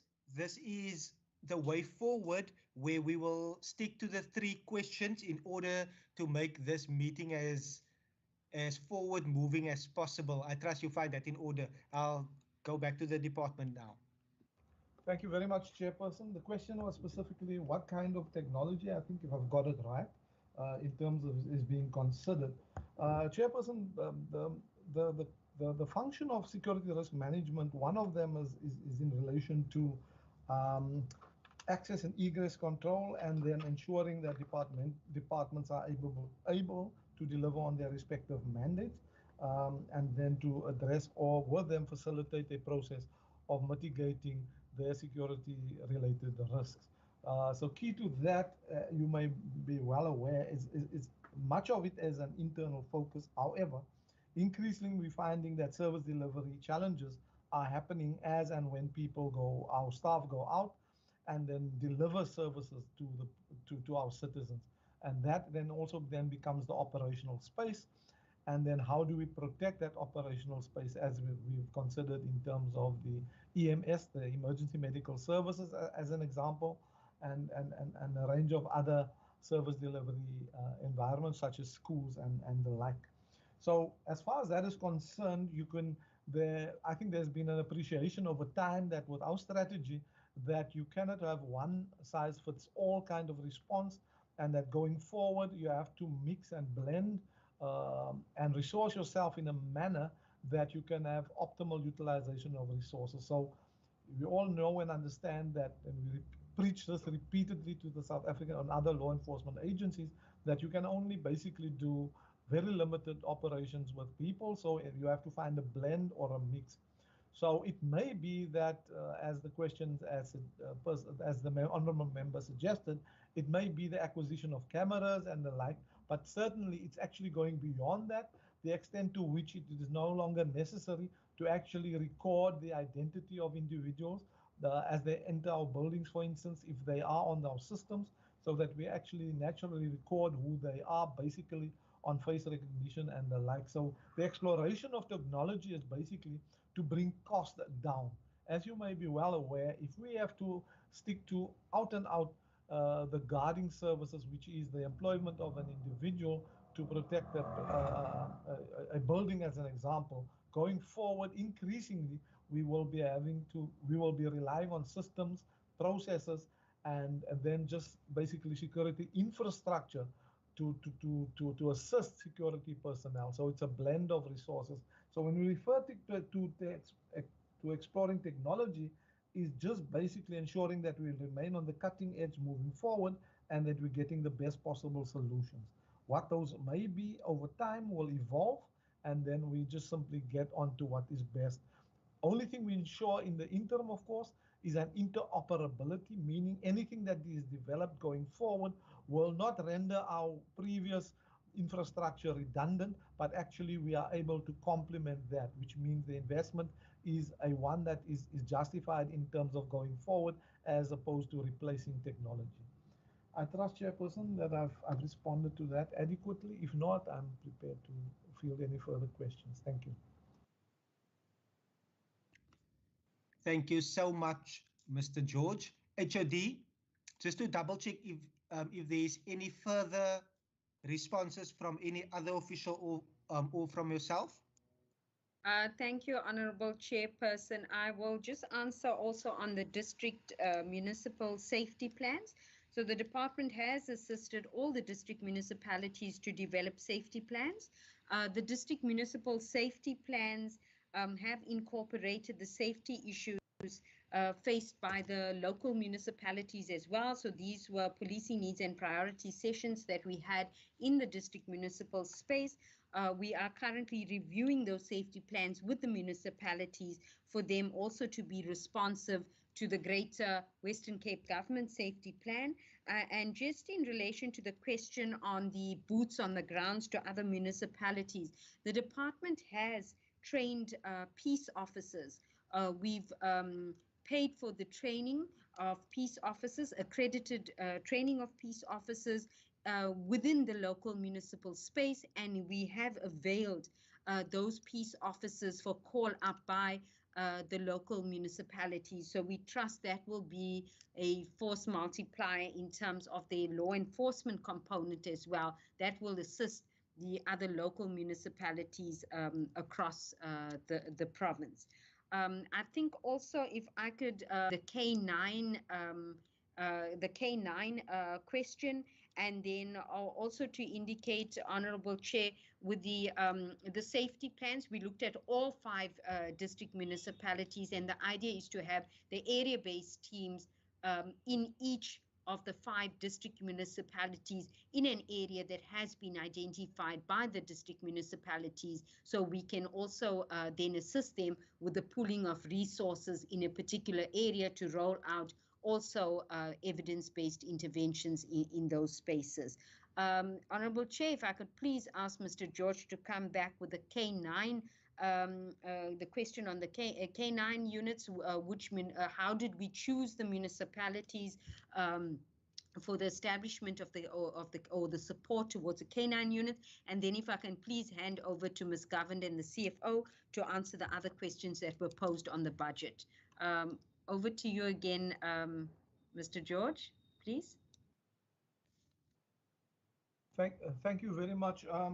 In terms of the, I think a lot has got to do to basically understand. In terms of a K9, I think there was a need to respond on an urgent basis to be seen to be doing some effective law enforcement. I think the issue around where there were particular challenges was, for instance, in the Hermanus area and the Overberg, and then of course on the Swartland area. There was reference to what's happening on that, and then also I think the challenges within the city of Cape Town. So we've looked at that. We've also, you may recall, originally looked at how we could support the rural areas, and by that maybe having our own K9 unit, and then allowing and enabling that together with the traffic services to provide that throughout the Western Cape. However, in terms of the reprioritization exercise, it was decided rather to make that available within the COVID budget instead, and look at that maybe going forward. But as far as those allocations being made, of course, it had to be a substantial allocation in terms of the current K9 units that existed. We also selected these municipalities based on their ability to expedite the implementation. I think that was one of the key and the areas and geographical locations of these local authorities, and their ability, of course, to work and collaborate with neighboring facilities, or shall I say, neighboring local government structures and municipalities for that matter. So in terms of what presented as key challenges, of course, those areas then turned out to be within the Swartland, the city of Cape Town, that had particular challenges as well. They were the most advanced, of course, and then the Hermanus, or the Overberg region, I should rather say, and their collaboration with the other, such as Swellendam and other areas. So the capacity, of course, and the allowance made for that had to be made over a 3-year period, simply because it's not an investment that you could just do once off. You had to make sure that the capacity is there over a period of time in order to reap better benefits. So the focus, of course, it is in relation to illicit dealing, both in terms of prohibited sea fishery, perlemoen and the like, and then of course drugs. And as the minister earlier referred to, collaboration in terms of on the national routes, and then ensuring that we're able to detect massive shipments of drugs coming into the metropole. Thank you, Chairperson. Thank you so much, Ms. Governor. I note you.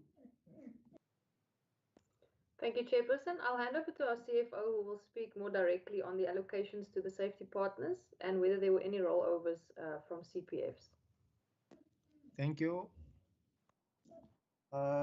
Thank you, Ms. Governor, and through yourself, Chair, I'll take what I have here as it was raised chronologically from the members, and if there's any gaps, please do alert.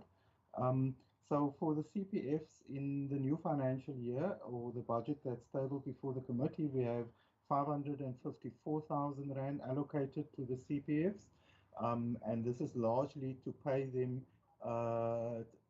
a fee for administration or operational costs, as it was for the upcoming financial year. The neighborhood watch allocation is standing at 6.6 million, and that is both for the accreditation as well as the support to neighborhood watches, and then also an amount for projects where neighborhood watches will be involved. Chair, just in terms of rollover on the CPFs, we will not be requesting as a department any rollover of funding to Provincial Treasury for the CPFs. And then on the last partner as mentioned or as asked, the WISE RP, we have a current budget of 5.6 million, but as mentioned by HOD, these are being consolidated into the area-based teams budget, which is bringing us up into the 12.5 million amount in for the new financial year as it was. I think that many of the other questions in terms of the actual rand amounts has been fielded by the HOD and previous departmental speakers, Chair. So if there are any gaps, that's all from my side. Thank you. Thank you so much, HOD. But I first see, Minister, your hand is raised. Thank you, Chairperson. I think a member Windvoort asked about the safety ambassadors and where are they deployed. I'm not sure whether that was answered. I may have missed it. Member Windvoort, was it? If you want to retouch on it briefly, you may do so. Very briefly, remember we have 1,000 budget for. Excuse me, Member Windvoort. Thank you, Minister. It was not answered. Okay, thank you. Great, thank you. So we have had, we received 1,000 budget to appoint 1,000 safety ambassadors, and that's throughout the width and length of the province. And in fact, I've personally went to places far everywhere, and what we've basically done is that they will be based at schools, and this morning we spoke to the provincial commissioner, who's also asked that we look at the possibility of placing some of them at police stations to assist with the administration, so that we can get more boots outside on the ground. So we're busy. We've just asked, I think on social media, that people just forward any form of names to us, so that we can look at interview them and then appoint them. So they are all over from the metro, but I want to emphasize also the platteland is very, very important. Every municipality, specifically when we work through the district municipalities, through our safety plan, is very similar to that. So yeah, I think I'll just give that. Thank you very much, Member Windvoort, for the question. Thank you so much, Minister. Members, as indicated earlier on, we have tabled pages 127 to 132. Is there any follow-up question that any member have at this time? I will please ask that you limit your follow-up to 90 seconds. We would want to give the department adequate time to capture the questions, but also to answer. We would never want to stifle any engagement within the committee, but in the interest of moving forward in a clear way, I trust that members will abide. I see Member Kama. You may go, sir. Thank you very much, Chair. Quickly, firstly, it's on the reduction of 5.9% of murder rate. I agree with the minister that indeed it's not a straight line, perhaps I can say mathematical equation, but I don't understand how he then attributes that reduction to the LEAP officers when there's also I never finished my question and my hand has been up since. Let me indulge you at this time, Member Barnes. You have 90 seconds. I'll do it as fast as I can, Chair. On page 131, the last paragraph, Chair, serious and violent crime, murder, and contact crime categories remain a key issue. Hence, the focus on monitoring efficiency and effectiveness of the 12 priority police stations, accounting for 42% of all murder reported in the province during 2019-2020. Surely, Chair, all these areas are in poor working class communities where there is high unemployment, poor accessibility, and many other factors that make environment conducive for crime and gangsterism. Hence, this is why we stress the need to address the root cause. How is the department responding to this issue in the budget? Secondly, Chair, how would the department support efforts to move the police resources away from the areas less crime and murder to be deployed in the areas where they are needed mostly? Thank you, Chair. Thank you so much. In the interest of moving forward, Member Kama, you want to use your 90 seconds now? Yes, thanks, Chair. It's just on the, I'm sure it's going to be 30 seconds, on the peace officers. I think in the response, the HOD spoke about this. Are these the same peace officers that are on 131, which were 56 sent to Laingsburg, Prince Albert, and Beaufort West? Are these the same? Because here they say they were to assist municipal traffic officers in terms of adhering to COVID-19 regulations. Are these the same, and are they still in these areas that I identified, if they are the same? Thanks, Chair. Thank you so much, Member Kama.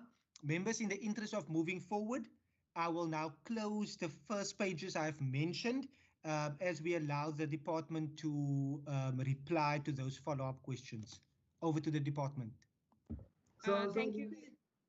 So actually, let me just finish with the Honorable Kama and those questions around my comments about 5.9% and attributing. And I think the idea, until we get this around the idea around our heads, that we as the LEAP, when we contribute to the LEAP officers, and those are boots on the ground, it is always under the Central Command of South African Police Services.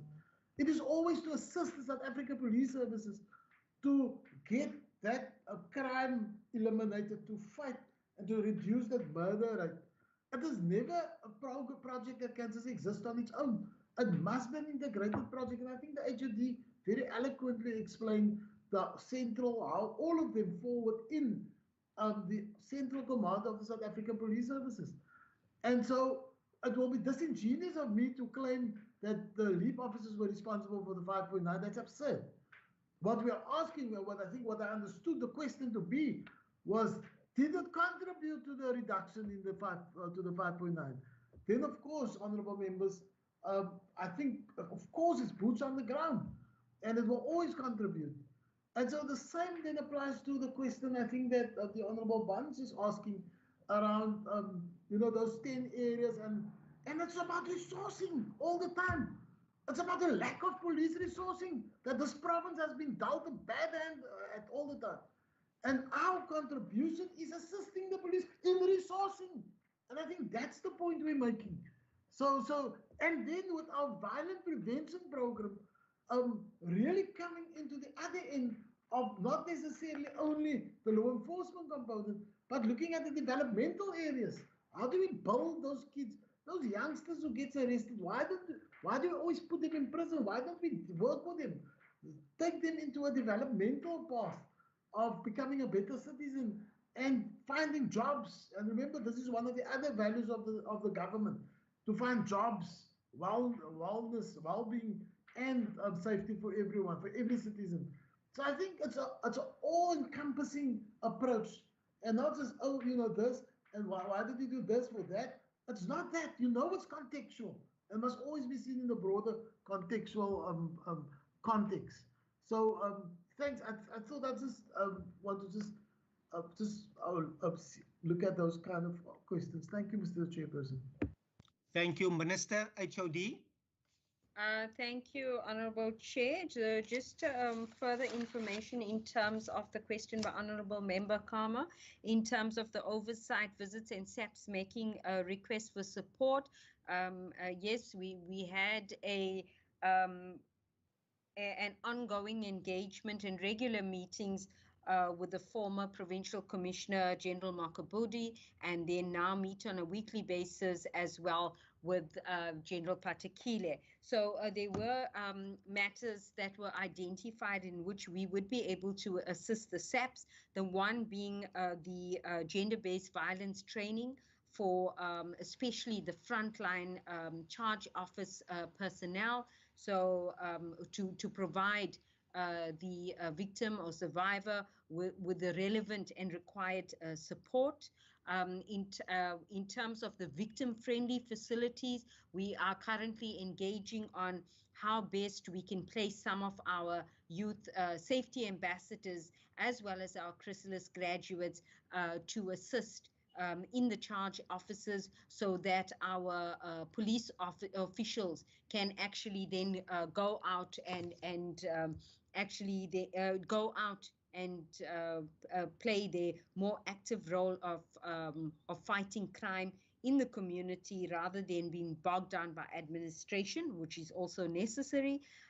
We have been supporting the extortion committee that has been established in the province. The department has developed and produced pamphlets where we are encouraging members of the community to actually come out and speak up against these incidents of extortion so that they can be fully investigated by the police. The department is co-leading the anti-gang priority committee together with the SAPS, and Major General Lincoln has been assigned to that.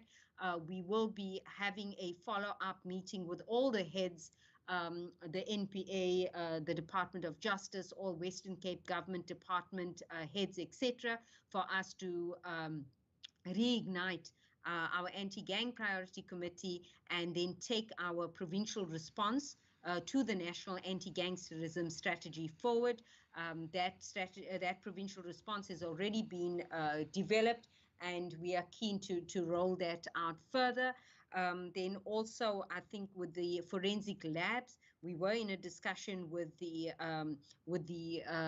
acting provincial commissioner this morning to see if there's any way we would be able to assist with the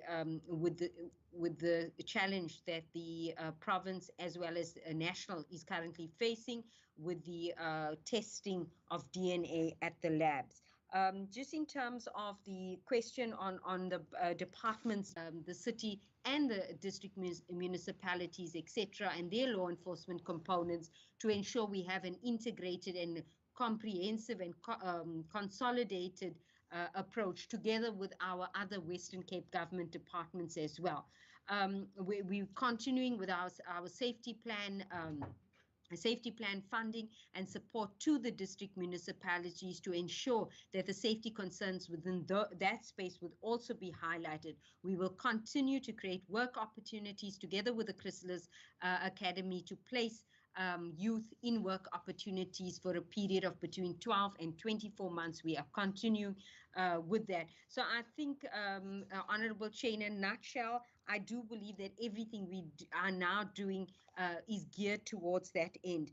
Just in terms of the question on the peace officers, the 56 is just a small component of the number of peace officers that we've trained province-wide. This is just the recent training that we have undertaken, but we have trained peace officers throughout the entire province within the district municipal space. So local municipalities were involved in that process, and as I indicated, the department paid an accredited service provider to provide that training throughout the province. Thank you, Honorable Chair. Thank you so much, HOD and the Minister. Member Bosman, I see your hand is raised. Yes, Chairperson, as you know, I haven't been using my 3 minutes, 2 minutes, or 90 seconds. I was just hoping you'd indulge a follow-up on something that Advocate Pillay just said. Let me grant you that as well. You go, 90 seconds, sir. Thank you, Chair. I just wanted to find out if I heard Advocate Pillay correctly. She said that the Department of Community Safety has approached the South African Police Service to assist with the testing of DNA samples to help clear the backlog, which is in the hundreds of thousands at the moment. If I heard correctly, can Advocate Pillay perhaps elaborate a bit more on whether they've received a response from the South African Police Service, and specifically a response from the directorate based in Pretoria that's responsible for DNA testing? Because as everybody in this virtual room knows, they've shunned this community and this committee and hasn't responded to us. So I just wanted to know if community safety is prepared to help them. Have they responded to community safety at all? Thanks, Chair. Thank you, Member Bosman. I'll hand over to Advocate Pillay. Thank you, Honorable Chair. Honorable Chair, Member, we had previously when the Western Cape Police Ombudsman did his investigation and there was a finding that there was a challenge at the labs last year. We then did engage with the SAPS at that point and also attempted to intervene with National for that procurement to be fast-tracked. However, just to indicate that the provincial commissioner, the acting provincial commissioner, actually then spoke about the matter again this morning during our meeting, and he then asked if we would be able to assist. I then asked him to please provide us with some indication of the assistance that would be required, because I am informed that it is quite a costly procurement. The procurement is quite costly to ensure those reagents are actually purchased, and then also it's very specific in terms of the quality or the type of reagent that is required. So we had a meeting this morning. He is still to provide us with that information. But we have not had any contact with any further contact with National in that regard, Honourable Member Bosman. It was just with the Provincial Commissioner. However, we also did indicate to the Provincial Commissioner at our previous meeting, which was after the, I think it was the 4th of March, meeting of the Standing Committee, we did indicate to the Provincial Commissioner that National was not present to make that presentation, and he did undertake to take that up with the National colleagues, and that they would then be available to present when the Standing Committee requested them to do so in the near future. Thank you, Honourable Chair. Thank you so much, HOD. Member Bosman? That's an old hand, eh? Thank you so much. Not an old hand, Chair. I just wanted to say that is it safe to assume that there is a problem with the budget availability if they are asking community safety to assist with procurement? Because my assumption would have been that SAPS nationally would have had a budget for the procurement of these reagents, because it's part of their core function at the forensic lab across the country. Thank you, Chair. Thank you so much. Advocate Pillay, your hand is up. Yes, Honourable Chair. I think the first issue was in relation to the actual procurement, because my understanding is, and that's from our own reading, that there are only certain providers internationally that are able to provide that specific product that is required. So I think that was one of the challenges. But I think the second challenge, as alluded to by the Provincial Commissioner, that the initial procurement from National may not be adequate in terms of having being a long-term solution. From my understanding, that as I said, we are still awaiting further details in that regard, that the initial procurement may not last for a very long period of time to deal with the backlog. So I think we just awaiting the Provincial Commissioner to provide us with further details of exactly what their need is and what their request would be to us. And I'm just speaking out of what he advised us this morning, but awaiting details in that regard, Honourable Chair. So I'm unable to answer with any more details at this time. Thank you. Thank you so much. Members, like I indicated earlier on, we are here to engage, and as chairperson, I would want the committee to flow in a way that is in the best interest of not only the members, but the department as well as those listening in. So thank you so much. This segment is now officially closed in terms of the first pages that were tabled, 127 to 132. I will now table 133 till 138. Is there any specific questions relating to those pages? And I will afford members 3 quick questions. Remember, members, on the 29th and the 30th, we are debating this issue as well for the vote. So I would encourage members to stick to the point in order for us to get to the answers as quickly as possible, but in a way where we foster that engagement. I note Member Kama. Any other members? Over to you, Member Kama. And Member Malikaya in that order.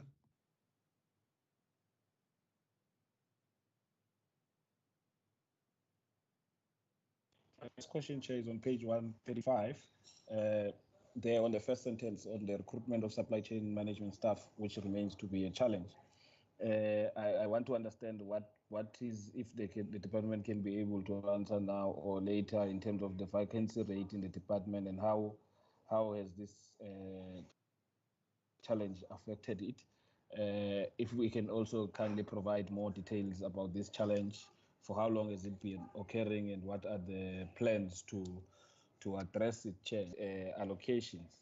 One, I first want to understand, Chair, if the 998 million is a correct figure that is reported there, and in that I want to understand the breakdown of expenditure for these area-based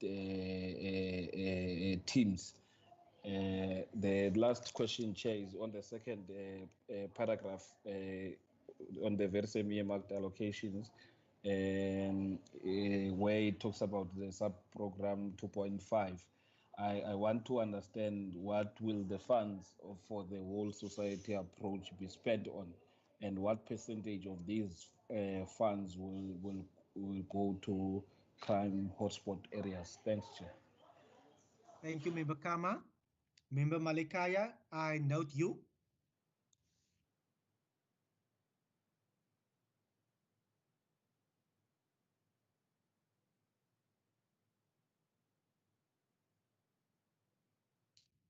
Member Keiko, are you with us?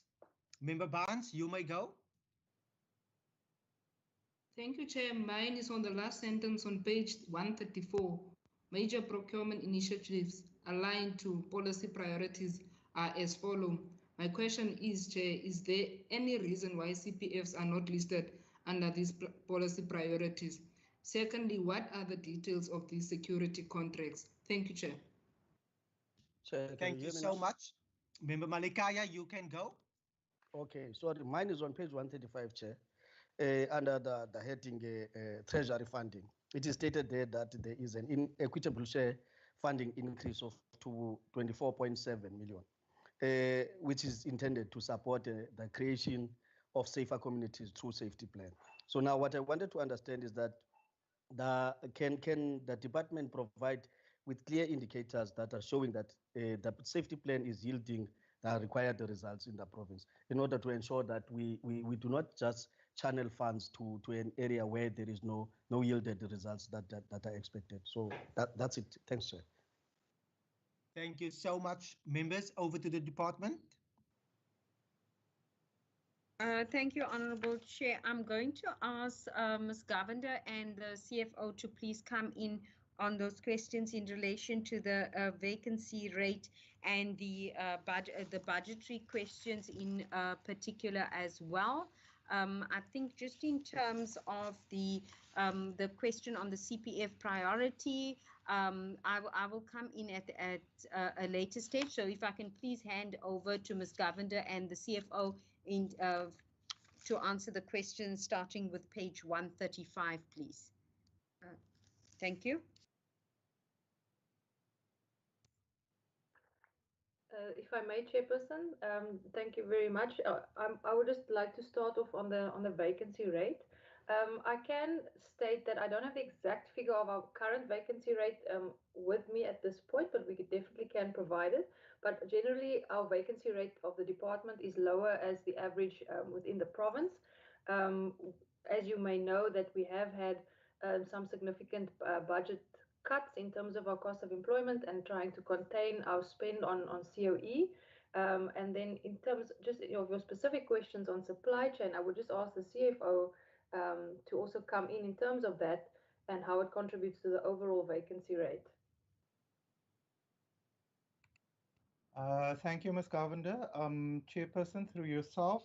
So the supply chain vacancy rate has always been an issue, and we've mitigated it, the risk through the employment of interns, both in terms of graduate interns and then also with regards to the Premier's youth advancement interns, which are the matriculants that comes through on an annual basis. But I think that just in terms of the turnover rate of staff in SEM is more apparent because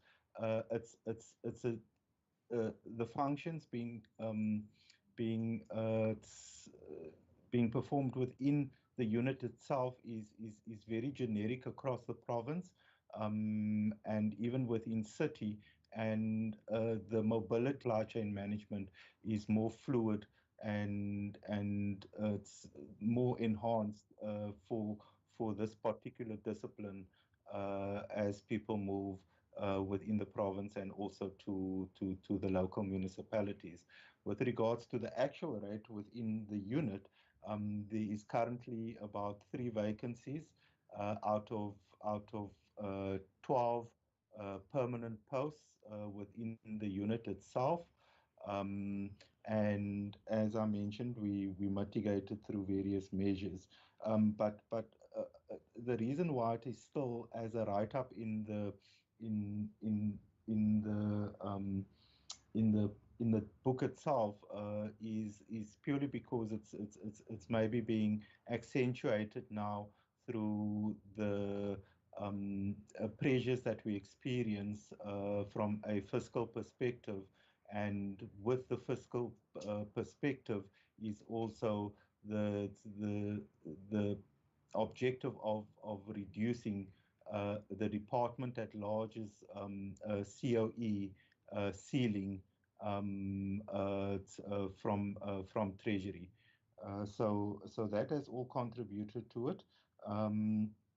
Then just in terms of the question also by Member Barnes is the CPF is not listed in this listing in that particular section, and it's purely because we are supporting the CPFs as mentioned previously, but to a nominal amount. What we've tried to reflect under this caption was really the bigger cost drivers of the department from a financial perspective that we spend most of our time and resources on in making sure that compliances are met.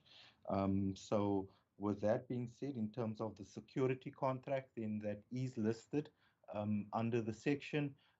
This is our guarding contract, and it's arguably the biggest cost driver within the department, and it relates to physical security guards being deployed across the provincial department, head offices, buildings, largely concentrated in the CBD area. Thank you very much, Chair.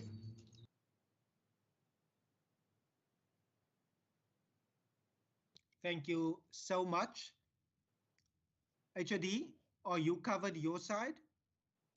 Yes, Chairperson, thank you very much. I think maybe if CFO can just refer to the page 142 and the 998,000, and then there's a million attached to that. I think that is a typo, CFO.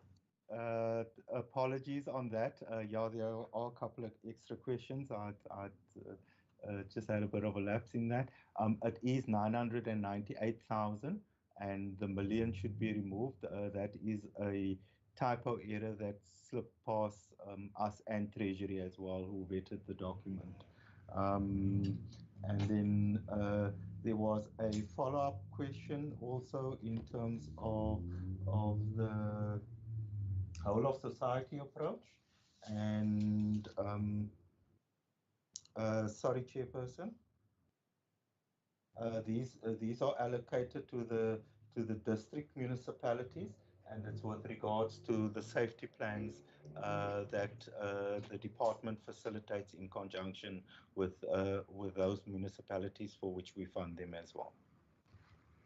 Thank you very much, HOD. Thank you very much, Chair. Thank you so much. Members, for those pages, is there any follow-up question based on the reply, or are we able to commence moving forward? I trust that we are able to move forward. Later, we will be conducting our in-house business where we are able to request further information as well. Members, I will now table pages 139 until 145. But please remember, you are able to reference any annexure as well. So it's 139 to 145. Do we have any pertinent questions specific to those pages?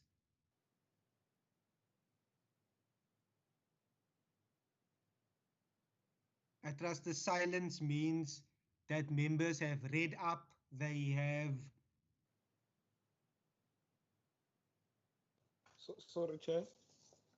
I see Member Kama. You may go, sir. Are you saying up until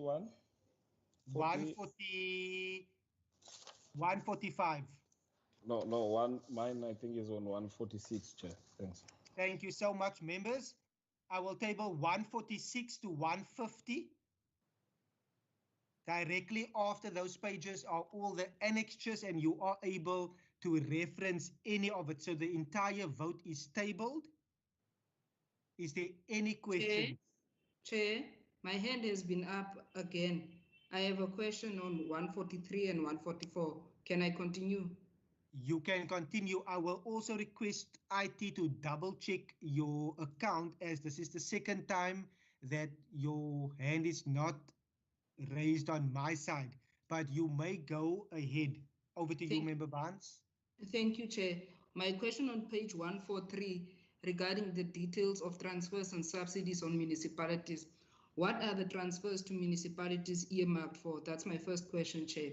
My second question on page 144, expenditure trends analysis. The net decrease is mainly due to the reduction in funding. What are the reasons for decreasing the budget for the LEAP during a time in which murder is on its rise, Chair? That's my only two questions for now. Thank you very much.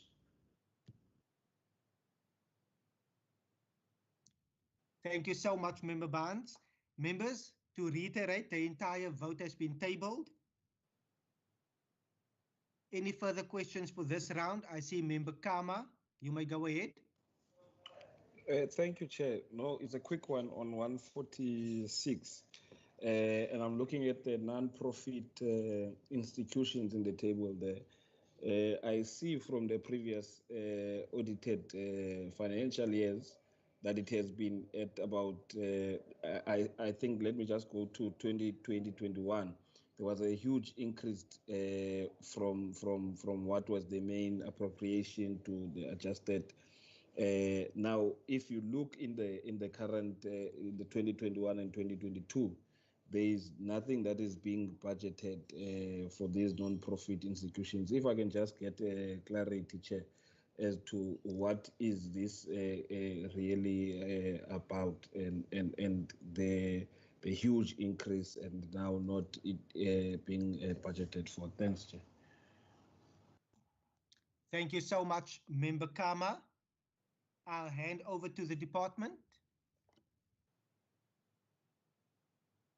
Thank you, Honourable Chairperson and members. I will attempt to answer some of the questions and ask the colleagues to come in too.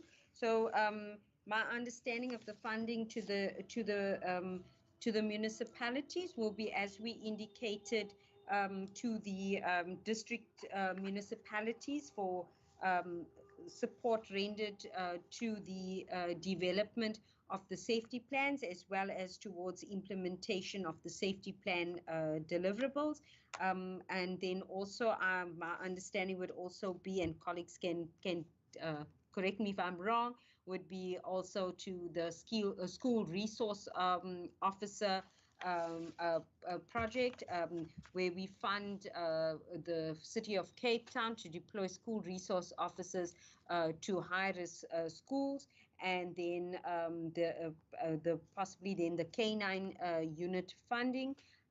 In terms of the on page 146, the reduction would be due to the decrease of funds have been due to the fact that we have consolidated our funds towards the area-based team approach. So the funding that was previously confined to that budgetary allocation line item in terms of the Youth Safety and Religion Partnership Program, etc., has now been consolidated towards area-based team interventions. And then also in terms of some of our safety ambassadors, that funding for the safety ambassadors is now also classified under our goods and services. And that's reflected there in terms of the 38 million.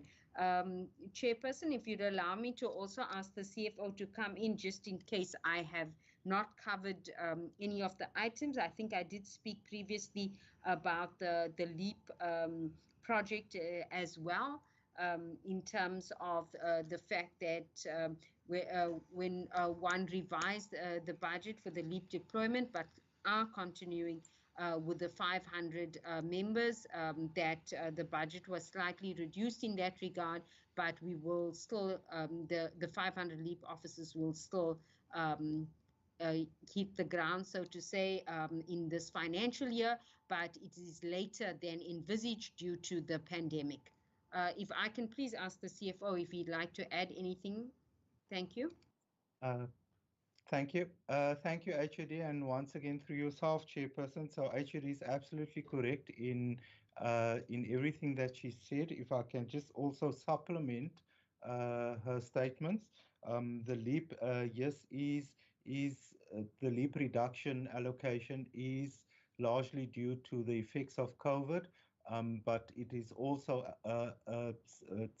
attributable to the initial allocations has been for almost startup capital costs, which has now been largely sorted. So if you're looking at, the procurement of uniforms, firearms, vehicles, and the like. So while it's by no means completed, that was part of the larger initial funding, and the funding.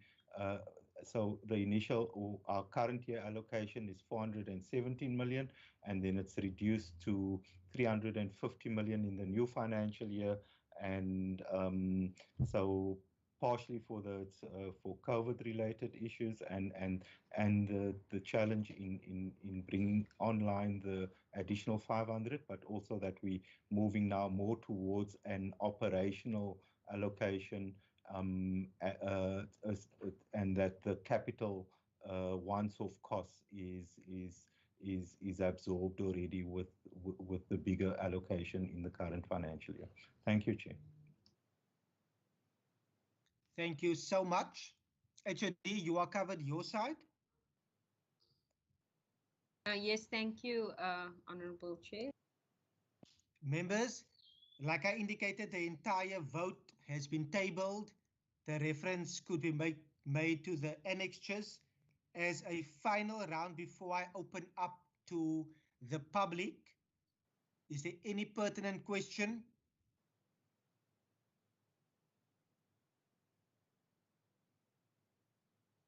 I trust that members will use our committee business later for any recommendations regarding information or their parliamentary privileges in terms of parliamentary questions, but also noting that we have a debate scheduled for the end of March as well. Members, thank you so much for your questions.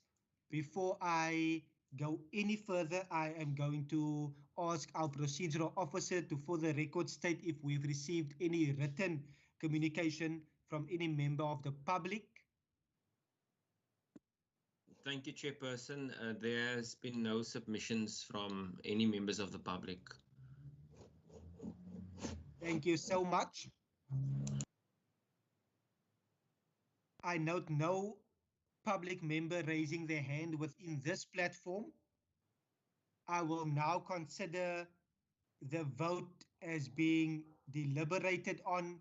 We have engaged, we've asked our questions, and we will continue to engage as a committee as we foster the valuable relationships that will work towards creating a safer Western Cape for all.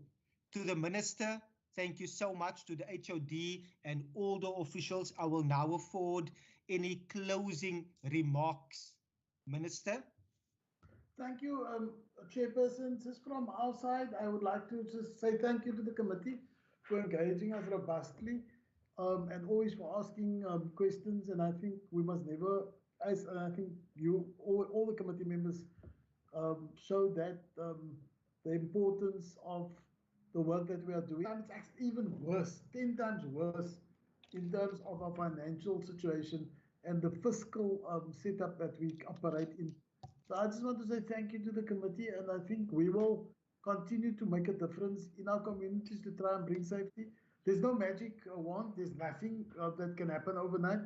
The numbers may increase in the next quarter, and then, you know, but I think we must keep on. We must never give up on securing safety and bringing down the murder rate and eliminating crime, which we never will be able to, but to give our youth opportunities to not become criminals and to take another path, and always to continue to remember that. So I want to say thank you, Chair, for your leadership, and to everyone, specifically our members of parliament from the rural areas who operate, to our constituency heads in the rural areas. And I'm really also looking, and I would really welcome some calls from them to work with them to see how we can make a difference in their constituencies also. Thank you very much. Thank you so much, Minister, for your remarks. Earlier on, the HOD alluded to the fact that we have a meeting scheduled for the end of this month as well with the South African Police Service, with the department, as well as with the City of Cape Town Security, Safety and Security Directorate. So we are looking forward to that as well. Advocate Pillay, any closing remarks from you? Just to say also thank you very much, Honorable Chair and members. We always appreciate your valuable input to give us also food for thought, and also to always make us strive to do better and to achieve excellence in creating a safer Western Cape for all. So thank you, Honourable Member and Chair, and I would just like to also express my thanks to the Minister for his leadership and the departmental team that are also present today. Thank you. Duly noted. Thank you so much again to all the officials. It is highly appreciated that you were present to answer our questions. It was a full house of members. That shows that the Provincial Parliament and its members take safety seriously, and as we strive towards making this province safer for all. HOD, Minister, and all the officials, once again, thank you so much. You are now kindly excused as the committee will further discuss its in-house business for the day. Thank you, Chair. Thanks very much, committee.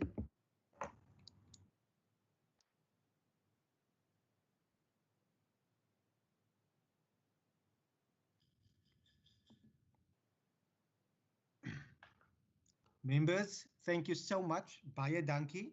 Like I've indicated, we have a full house, and I do appreciate the fact that members are online and engaging today. Regarding our resolutions and requests for information, can we take a round of hands now if there's any information that is to be requested? I have made a note to our procedural officer regarding the spread of inspectors across the province. We've indicated that that should be submitted to the committee, and Member Botha further elaborated on the amount of licenses granted in each district. I do know, Member Botha, you mentioned some further information in that regard. Thank you very much, Chair. Just for them to draw the correlation between the number of licenses awarded, especially within the West Coast, versus the number of dedicated inspectors assigned to the West Coast. Thanks, Chair. Perfect. Thank you so much. Mr. Matthews, were you able to capture that, sir? Yes, Chairperson. Baie dankie, Mr. Matthews. I see member Winvogel and then member Kama.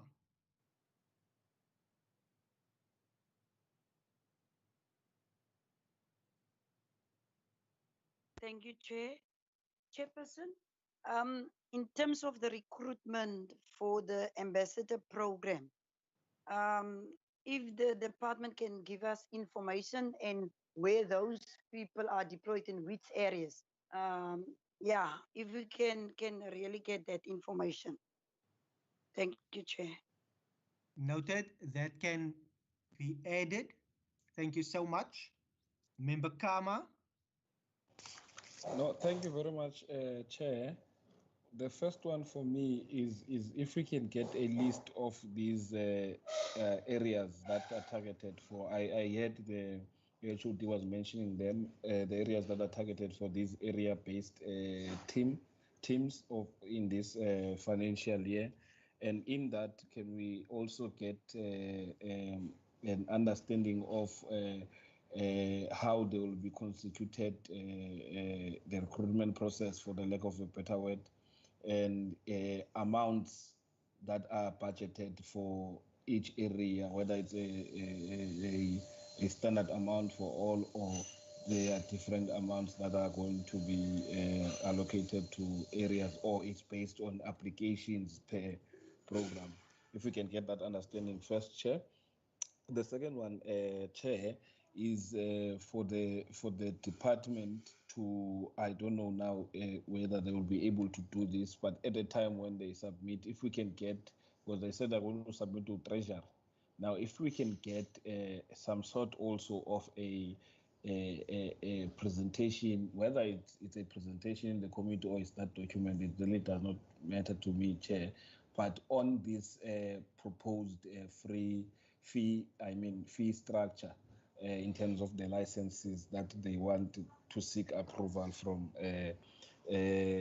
Treasury. Lastly, Chair, is the peace officers. The HOD, I thought this verse 56, she says there are many that they have trained and deployed across the province. If we can get a list of those, where are they deployed, and the responsibilities attached to their deployment to those areas. Thanks, Chair. Thank you so much, Member Kama. I do know within the APPs that were also circulated via the clerk, the list of areas is mentioned. I have a list here as well, ranging from the 16 identified areas. That was the first one you spoke about, plus the 5 areas identified in each of the district municipalities.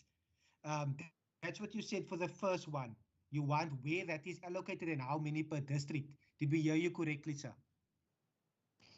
Yes, that's the first aspect, Chair, of it. But I also want to understand, unless if the clarity you are giving me is that in terms of the amounts that will be deployed to each area-based team, or is it a matter of them applying from time to time?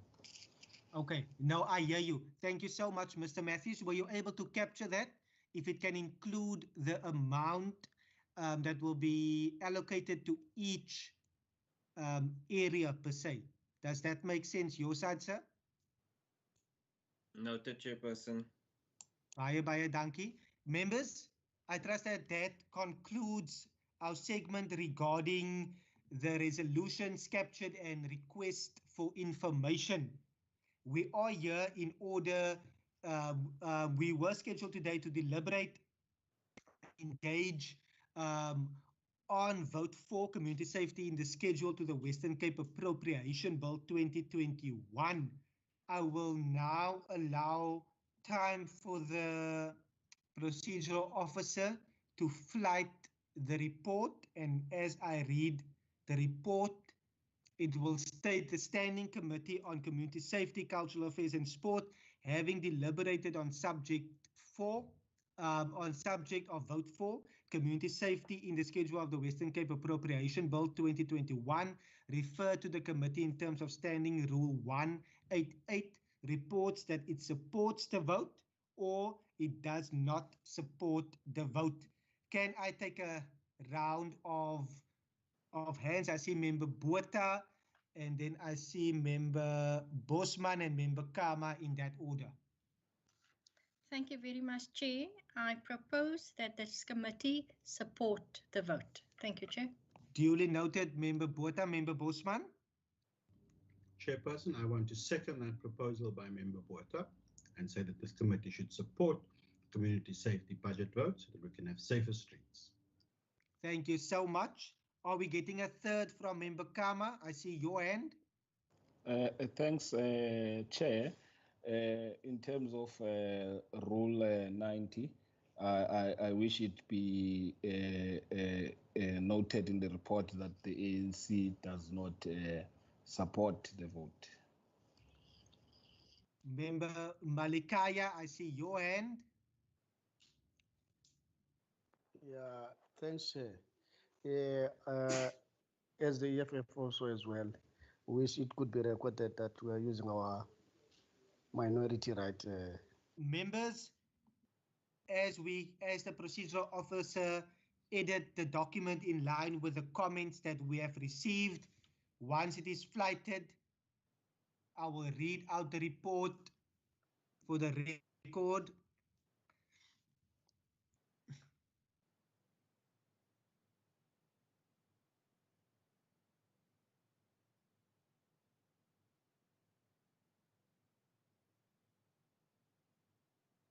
So that members are able to see the report for transparency purposes.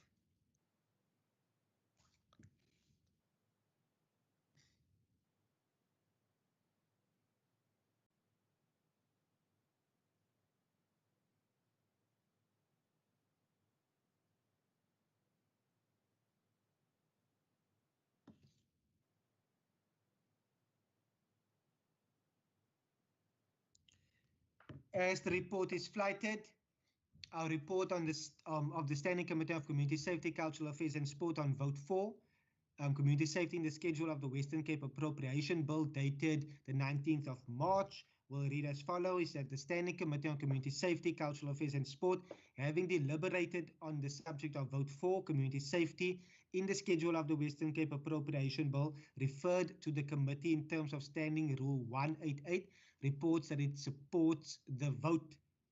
In accordance with Standing Rule 90, the African National Congress and the Economic Freedom Fighters expressed its minority views to not support the vote. Members, this report will now be considered duly adopted. I see Member Bosman, Member Botha.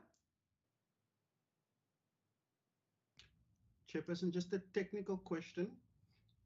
Do we have to note the minority view of the Economic Freedom Fighters, even though they're not considered to be a permanent member of the community safety component of this committee? Thank you so much. I have noted that in other committee meetings, but let me get Mr. Daza. Are you able to speak to that, sir? Yes, Chairperson, we've looked at that because the ACDP has left the meeting, Chair, so the EFF then becomes the alternate because they can, because of the absence of the ACDP, Chair. Thanks. So if I understand you correctly, that can read that way. Yes, we will just note in the minutes that the ACDP left the meeting, but if the ACDP was in the meeting, then we would not have to note the EFF minority view in the report. Okay, I hear you. Thank you. Thank you so much. Member Bosman, I trust you find that in order. Yes, Chair. The EFF is substituting for the ACDP today, Chair. That's good to know. Thank you so much. Members, thank you for your attendance today. Mr. Wasim Matthews, for your assistance. Mr. Daza, thank you so much. It is highly appreciated to our IT support and all the members for their engagement. I trust that you will have a safe weekend and be blessed until we see each other in the next couple of days. But once again, thank you so much. May you have a good day and evening. This meeting is now officially adjourned.